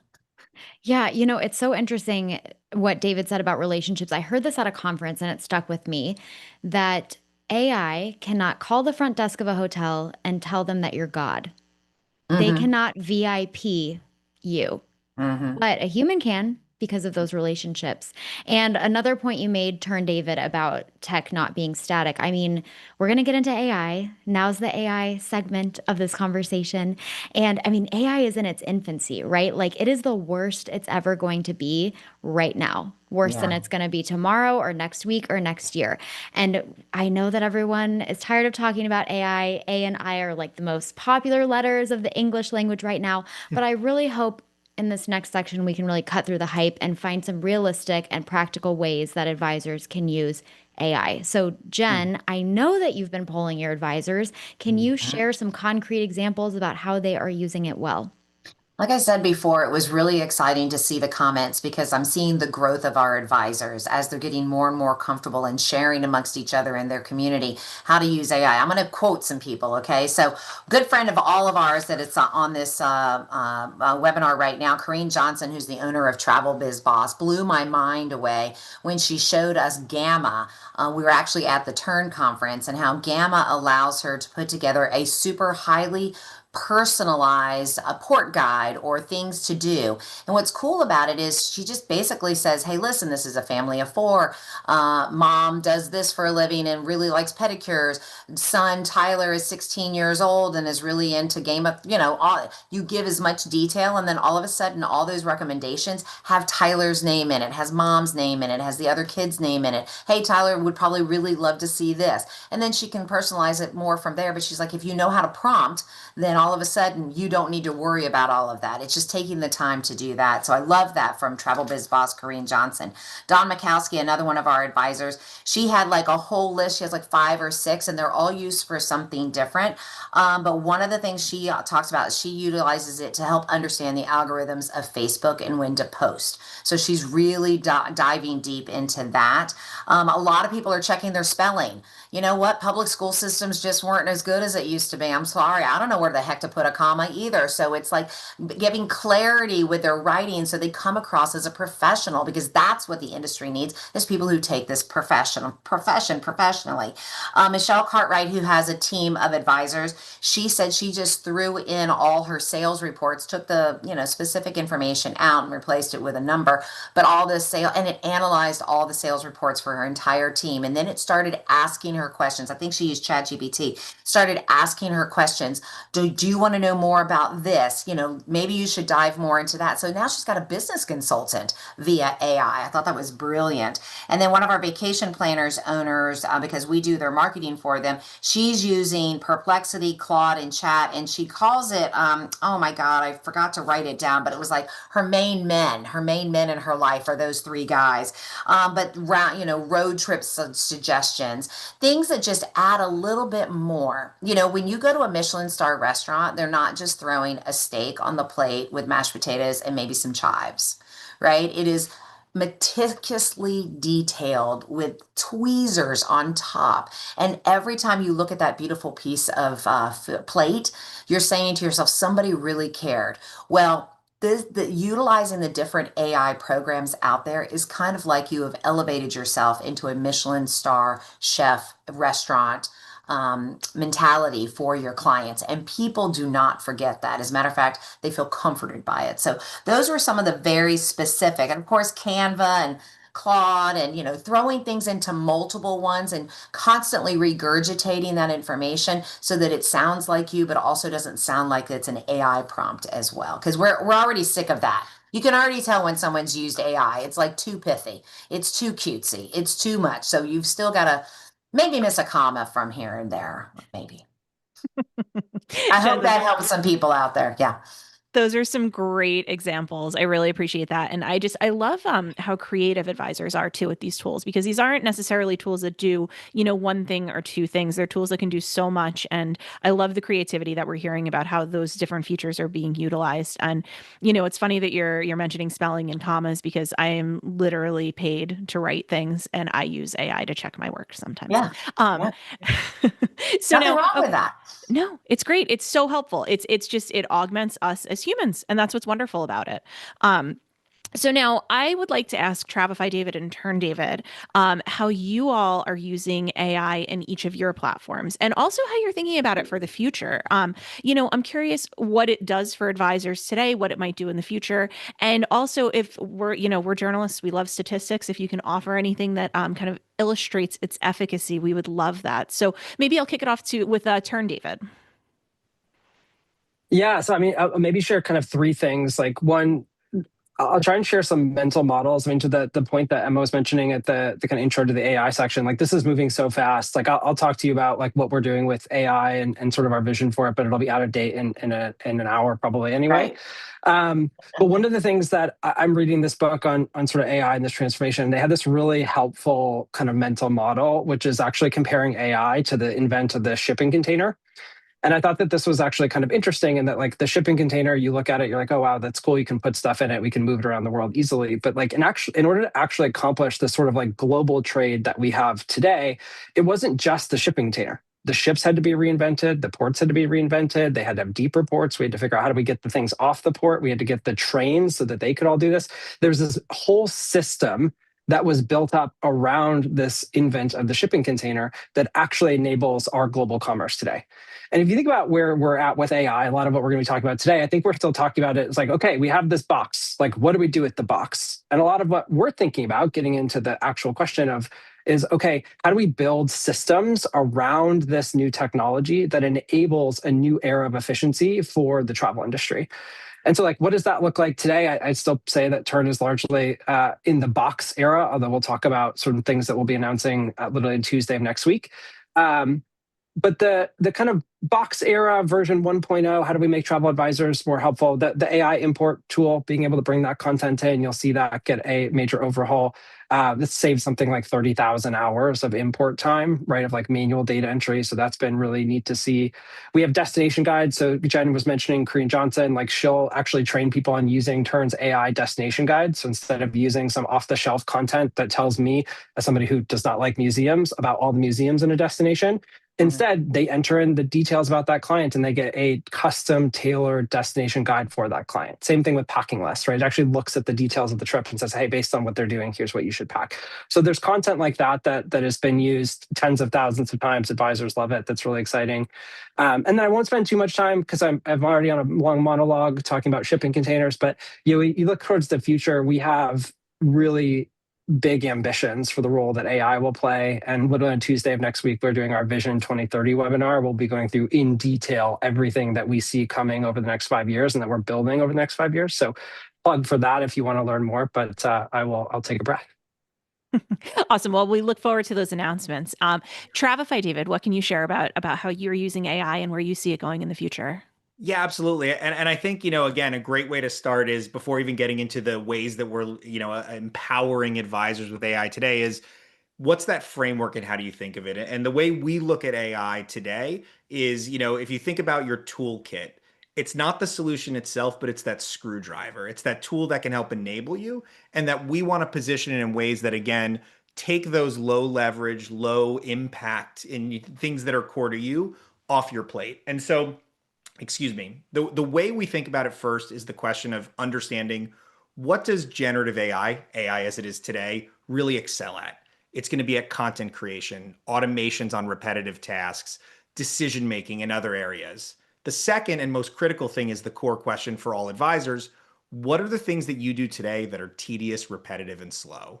And understanding the marrying of that is where we can create huge impact for you and your workflows. And that's always what it comes about. And so the places that we have and have already deployed relate to smart import, as we talked about, that save tens of thousands of hours for advisors, taking that manual entry and doing things in an automated fashion. There's other areas of content creation layered throughout and so much more coming, I think, like everyone. And it's exciting to hear here. We're all, again, working so fast with technology that's changing fast. And so there's so much more to come and it's so much being there. The one thing that I would say when we think about the way we frame and also think about things is we're kind of in the era now where a lot of the implementations of AI that you're seeing are prompts, because we actually started talking about what are prompt creations and things there being put in places. And I would challenge us all to think more deeply. I would challenge us all to say, hey, yes, there's a lot about making sure that you've got the right context and pieces and things there in relation to that. But at the end of the day, that's saving you a tab from going to ChatGPT. How do you already have context provided? And that's where I know a lot of great technologies, both here and on other things, and the way we think about things are, rather than putting that onus on you, how are we already providing that these things are truly happening automatically? And that's where I think the magic comes. And that's where I think there's a huge, exciting future with AI. Yeah, absolutely. I want to talk about personalization and actually go back to something that Jenn said earlier. So we know AI can obviously generate all kinds of things for travel advisors. You have marketing copy, social media posts, images, but like Jenn said, you don't really want it to sound like AI and you can kind of tell when it's AI. So, and I think there's this attitude, right? Like you want to use AI, but you don't want other people to use AI and you can sniff it out. So how do you avoid that pitfall? And Jenn, I want to kick it over to you first, and then I'll get over to the Davids. I think it was so funny you said that, Emma, because I was just thinking about the two Davids and what they were just saying. And I want to pause for a second, and I don't want the advisors to get overwhelmed because we just got finished saying in like 3 hours, this is all outdated information. There's more information. And so it's going to freak them all out. Really, it's about, I think what's happening is AI for the travel advisor is starting to make them, they're looking at how it can make me look more efficient and more consistent. Okay. So one of the things, if you hear me talk at all in the last 12 months, I've running around screaming, the poor consumer does not have an expected consumer experience when it comes to working with a travel advisor. They're all different. As Jamie likes to say, there's 100 advisors, 100 different business models out there, right? So is it possible that some of this AI or technology or CRMs, I'm a huge believer in the CRM, can that actually fill that need that the consumer is desiring when they have a relationship with every other product and every other service out there they do business with. They understand what that is. So advisors, I want you to think about, this is not about saving you time. This is about helping our profession have a consistent, expected consumer experience, that everyone's using a CRM, that everybody has an itinerary that sounds specific to them, that everyone's got automated emails that come back to them. Now, Emma, you asked me a question and I don't remember it. Basically, like we're talking about personalization. So Oh, how do you personalization. make it? Okay. Yeah, but it Yeah. goes along with consistency. It Yeah. completely goes along. So continue. It does. It does. It's kind of, you think about it like this. If you meet somebody, they're not, unless they've got a split personality or they're bipolar, they're basically the same person the next time you meet them, right? And so one of the things we're doing at TPI right now is we're looking at our advisor experience when it comes to how do we respond to emails? Is there a formula to our response? Hey, great to hear from you. Not the same words, but is there a formula to our responses? How we answer the phones, how we hang up the phones, how we finalize the phones, how we greet you at an event. There's got to be some consistency. With that gives you the freedom and the breadth to be able to make it personalized. Once you have the formula in place, now you're just filling it with all of that personalization. Because I want everyone to stop and think about the brands that you love right now, the ones that you go back to time and time again. There's a consistency there. Then consistency creates confidence. Confidence creates loyalty. No one's going to shop you around. They're not going to shop on you. They're not going to remember to call anybody else if you've got that consistent consumer experience. So all this technology gives you that a greater chance of making that happen. Don't worry if you're using it all. Start with a base, a core, a CRM. This is the reason why we partnered with these two fellows, these two really super smart folks, and we didn't create a CRM because we're like, this is the core to our profession, a consistent consumer experience. I hope that answered the question. No, completely. And one thing Yeah. I want to add too is that, you know, these AI platforms do a really good job of learning your voice. And so even if they spit something out and you're like, this is not consistent with my brand, or this doesn't really sound like me, you fix it and then feed it back to Teach it and it. say, this is more what I'm thinking of. And then it will take that and learn and then provide that consistency later on. So I just wanted to add that in there. But David, do you have anything to add to this? I mean, it's sort of what you just said, Emma. I think it's important maybe to emphasize, and Travify, David sort of alluded to this earlier, right? And that AI has read every piece of information on the internet. Like it doesn't know where to start with the question that you asked it, but it is incredibly eager to please. I'll give you another mental model on that later on that will help with that. But like, it will just start writing. But if you give it examples, if you give it context, right, on like, hey, this is what I sound like, the more that you give it, the more that it can actually deliver, and it will deliver at the bar and with the tone and with the style that you want.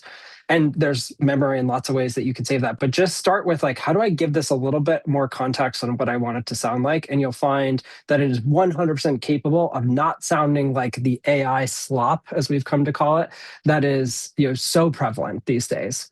Yeah, absolutely. Travify, David, over to you. Yeah, no, the only quick things I would add, and I think, you know, both Jen and David, you know, added important things there, which is, you know, the personalization is critical. And you're absolutely right that the watermarks from AI are real. And the jokes around, you know, our AI emails, we're just going back and forth and having a conversation, are real. And that impacts the personalization that people come to travel advisors for. So I would just say two pieces of advice for you, for the advisors that are watching this now, is one, remember that you have the final say. It is your brand and reputation on the line. So when you are working with AI, when you are using prompts specifically for content generation, take the time to proofread it. Take that, again, additional turn, like Emma, you mentioned, of giving it feedback, and ultimately, again, recognize that it's you and your voice there. But number two with that, and again, this is kind of counterintuitive to the stuff we're talking about today, I will always say human is best. Human is best. And so start with the question, is this the thing that I should be leveraging AI for versus not? But then secondly, feed it with the real information. And so those are, you know, just an example. The way we think about things is we are equally investing in AI as we are with direct connected content, because it's, again, about avoiding hallucinations, about avoiding those things to give you everything. And so stick with those two reminders for yourself, but most importantly, be your own champion. Yeah, and even in a simple email that you're typing up yourself, to your point, Travify David, you're typing it up yourself. I always click that little button to say, make it more clear, more concise, more something, because I'm just a babbler and I type the way I talk.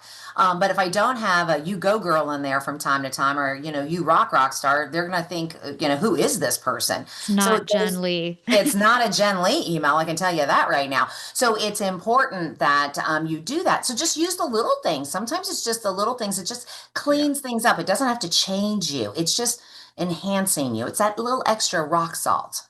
Maybe I'm hungry. I keep bringing up food. Might have to break for a snack here. And I just have to say too, Jen, you referenced something that I like to say is if you put 100 travel advisors in the room, you're going to hear 100 different business models. Is that going to go on my gravestone? Like Yes, yes. Until we change it, Jamie, until we change it. Because it was a light bulb moment for me when I heard you say that. And I was like, Eureka, that is exactly the problem.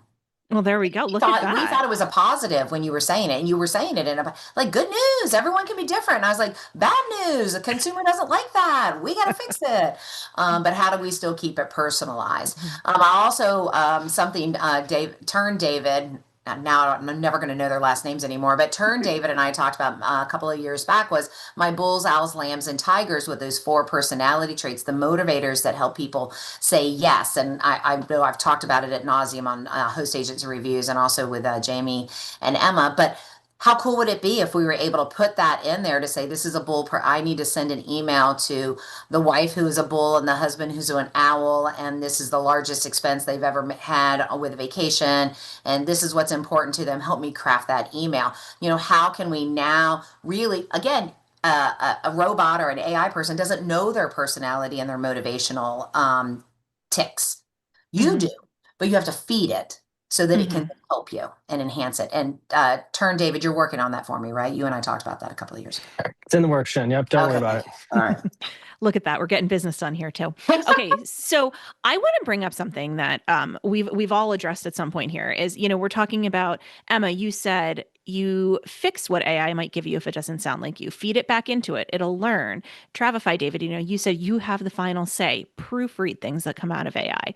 But here's my question about that.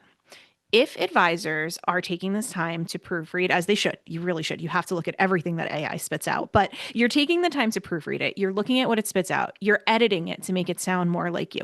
How much time are they really saving? Is it still significant? And is this a long game? It's a great question. Travify David. Yeah. Thanks for asking you. So, I guess for me, I'm going to take that in 2 parts. So the first one is, it all depends on, your question on, is it saving time? Because it depends on if you are training your model. And as we know, for a lot of things, it comes down to the training. And again, I know it's been said before, but the clearer the ask, the more context you give, the better that response will be, whether it's for voice or information there. And so like anything in life, it's the 10,000 hours. It's what are you investing there for that? So that gets down to kind of the prompt engineering thing. But I do want to go back to a little bit of something I mentioned before, which is a little bit of a challenge to almost the question itself, which is we are at that infancy stage of AI and where we're seeing so much of the use, and not that there's anything wrong with that use, but it's the prompt box era. And we're all, again, putting information into the box to get something generated out. A lot of technologies are, and I'm not even talking our industry. Again, it's other tools we use, they've put the box there. And again, to me, that's saved us opening a tab. That's saved going to ChatGPT. The magic is going to come, and there's lots of tools that are already doing this, where that context is already being fed. That prompt doesn't have to be provided. It already has the information that you can generate that magic. And not that you don't need to feed more feedback, not that you don't need to review, but that's the era. And that's where you're starting to see folks there. I know that's where we're investing. I know there's lots of great folks that have been throughout HAR this week that's where the magic is. And so, yes, there might be instances where people are gaining time. There might be not. But the next era and the era that's here and coming is where that efficiency is just exploded and unlocked. Where that rubber meets the road. Yeah. Jen, I'm curious, what do you hear from your advisors about this, about editing what AI spits out? I'm curious for your take. Yeah, I know for sure they all edit it. They all, it's not the physical time that it's being saved. It's the mental time that's being saved. It's your writing partner, right? It's your partner in what you're trying to do. That's where that prompt comes in. And I know both Davids want the day will come where both of their systems will be thinking on our behalf, supposedly, right? Like we'll think it and it will happen, right? So what they're saying is they once they find their comfort zone, they really cue in on that, and then they just naturally become more curious. So then it's even though they're spending time on something they normally would not have spent time on, now the return on investment on that time being spent is so much greater, right? The magnitude of return on investment is so much larger that it becomes fun. It becomes like, ooh, what else can I do with this? I'll give you Michelle Cartwright, perfect example. Here she is a travel agency owner. She has a really great team on her team. I bet you she's never really had the mental capacity and time to sit down with spreadsheets to analyze her sales data. Even if her data is there and it's beautiful, she doesn't have the mental capacity from a time standpoint to make that happen because she's a family, she's a mother and everything. Now, because AI is saving her in other areas or technology is saving her in other areas, now she's got that clarity of moment to be able to do that. Now she's making smarter decisions. So it's not necessarily about I saved 32 minutes this week. It's more of the 32 minutes that I use to invest in my business. That return on that investment is, a multitude versus a 1-to-1 ratio. That's a cool story. That makes a lot of sense. David, anything you'd like to add on this front? I think maybe just on that last point and tying it back to sort of that like analogy, right, of like the shipping container in the ports and like what Travify David was saying, like I would be very surprised if in even 2 to 3 years, like we're talking about any of the mechanics that we are today. Like as an advisor, or it's just a common, like a normal user, like the chat interface was really novel, but it was really sort of invented to help the LLMs like get more training data faster, right? It's not necessarily like for some things, it's a great Q&A. It's like a better version of Google. But to the point that I think everyone's sort of saying here, maybe just making it more explicit, the integration to all these other systems will abstract away the prompting. It will just the differentiator will be like who has the right context for you to drive value, right? All that will sort of go away. So we're at this really weird point in time where by learning these mechanics, you will be able to better leverage these tools. But a lot of these skills, I think, will be transient. Like they will be temporary skills because the systems around AI will just get so much better. And we won't even be talking about hallucinations in 2.5 years. Like it just won't be a thing, right? I freaking love that because that's where we are, guys. We're part of that. We are the ones feeding that model. We're the ones. So it is our job as travel advisors in the travel agency world to feed that baby, feed it the stuff we need to feed it, right? Utilize it on a regular basis because we're so far ahead other industries that aren't looking at it like that. I believe our industry, just by nature of the human beings that are in it, are always thinking beyond. And again, another reason why it's so impressive we have Turn David and Travify David, because these guys and their teams think so far beyond. They're very much like you two, Jamie and Emma, reporters. You're always curious and asking more. So think about how we're training our brains, but we're training the big brain, the LLMs. We're training the big brain. So let's give it the good stuff. Let's use it a lot. Let's give it the really good stuff so it really starts spitting out amazing things, because the relationship will always, always live at the human level, always at the human level. I love that. Let's give it the good stuff. And also, Jamie, not that you asked me or that I'm a panelist, but I just wanted to add one more thing there. So when we talk about saving time, I do think it is important. You might put some time in at the front end when you're first learning about these platforms. I took a great LinkedIn learning class maybe 1.5 years, 2 years ago, all about prompt engineering. It took me 15 minutes of watching videos, but it completely changed the way I look at things, and it saved me time because now I know how to write a good prompt. So I do think that there is a little bit of time put in on the front end to get that return on investment. But at the end of the day, if you do put that time in, it does end up saving you time. And I'm curious from the three of you, if you have any resources or tools that you would like to share that helps you learn a little bit about the technology that these advisors might benefit from. So Travify, David, I'm going to start with you first. Yeah, I rather than picking a specific one, I agree completely. There's a lot of great training materials out there. I know whether it's internal to systems you use. For example, we have in our Travify Academy a lot of great prompts and tools and things to teach you, not just about within our system, but overall. But whether you're reading articles, Coursera's, whatever it might be, take the time to invest. And that's again, going back to the original question, the 10,000 hours doesn't have to be that much, but investments up front pay off. Yeah. Great. Perfect. Okay. Turn, David, over to you.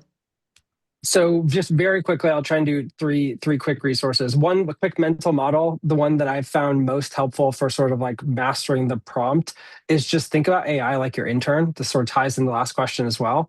If an intern couldn't do a job successfully with the amount of context you've given that prompt, you probably will not get good results from that.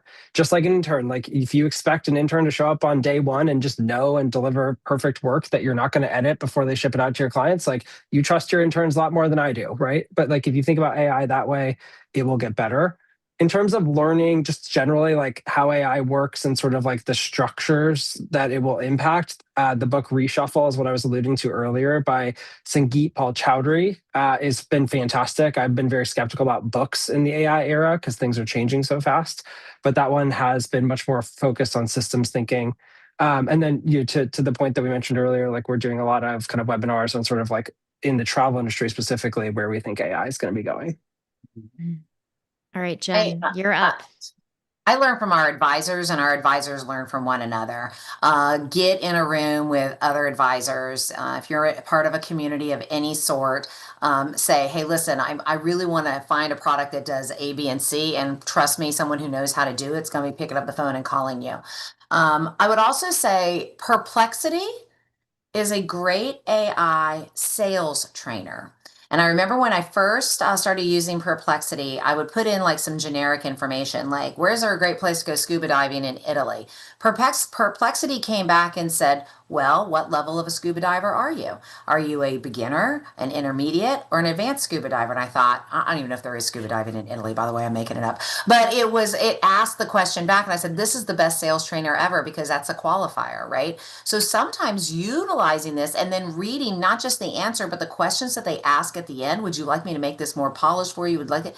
That in itself teaches you a little bit more about selling, connection, clarity, qualifications. But to me, that's my little tidbit from a technology standpoint. But get with your fellow advisors because you've got some really smart advisors out there that just love playing with this stuff. Amazing. Amazing from all of you. Thank you. And I think we've had some really fantastic advice, et cetera, in this panel. It's been great. I think we have about a minute left. Shayna, do we have a couple of quick questions that we could answer rapid fire for our panelists? In the 1 minute we have left, Shayna's dying over here. Yeah, in the 1 minute that you have left, sure. I think that's a no. Okay, we have something that can be really, really quick.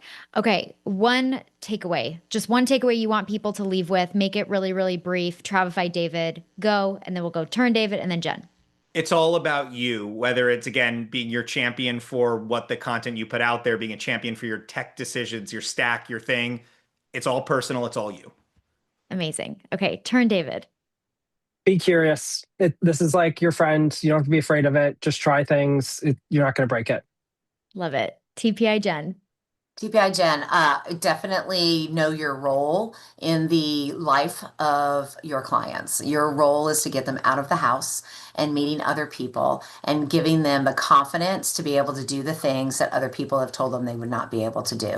Know your role, utilize the technology to give yourself that mental breathability for you to be able to be your best because the world is relying on each and every one of you guys out there. Beautiful. Okay. We want to thank everyone for joining us. Thank you to the Davids. Thank you to Jenn, my lovely co-host, Jamie Becerra, host Agency Reviews. Thank you so much. I learned so much. I know everybody on the call did as well. So have a great rest of your Thursday and we're out. Thanks, everybody. Thanks everybody. Okay, well, this is HAR Shayna coming to you from, I love that. I think our chat started calling them Turn David and Travify David. I'm blown away by that panel. You all know how much I love you. So that was fantastic. Thank you for ending off these 3 days with such beautiful, beautiful takeaways. Our chat has been going off so We will send the questions. Anyone who sent questions in the chat, don't worry, we will send them. But also Turn, Travefy, and TPI plus vacation planners all have profiles, all have directories on hostagencyreviews.com. So you can go check them out. You can submit questions to them directly. So please feel free to go and do that. So this officially rounds out our feature sessions and panel sessions for HAR Wired. So what's different about tomorrow, if you haven't already caught on? Tomorrow we bring you not one, not two, but 14 demos. It's demo day, baby. And I'm very excited. We will welcome back Turn and Travefy to both show us some demos. So you can take a quick look at the schedule. It is also, so join us at 10:55 a.m. Central Time for a quick intro from me. And then we're gonna run 15-minute demos with 5-minute Q&A from 11 a.m. to 3:40 p.m. Central Time to finish off the week. You absolutely do not wanna miss it. Before I let you all go, it is really important to us to get your feedback. We are going to post a QR code. It's only a few questions, but this is our inaugural HAR Wired, and it's super important for us to know what you loved, what you liked, and any suggestions that you have for the future. We put on this event for you, so it's important that we cover topics that are important to you, and we continue to cover topics that are important to you. So please take a moment to complete this so we can make this event the best for you in future years. So before I leave, thank you again to our incredible weekly sponsors, Cruise Planners, GRN Connect, Travefy, Incentive Connection Travel, PTN Travel, and our daily sponsor today, Travel Industry Solutions. You will hear from 4 of the 6 of them tomorrow during demo day. So with all of that, have a wonderful rest of your day and see you all tomorrow.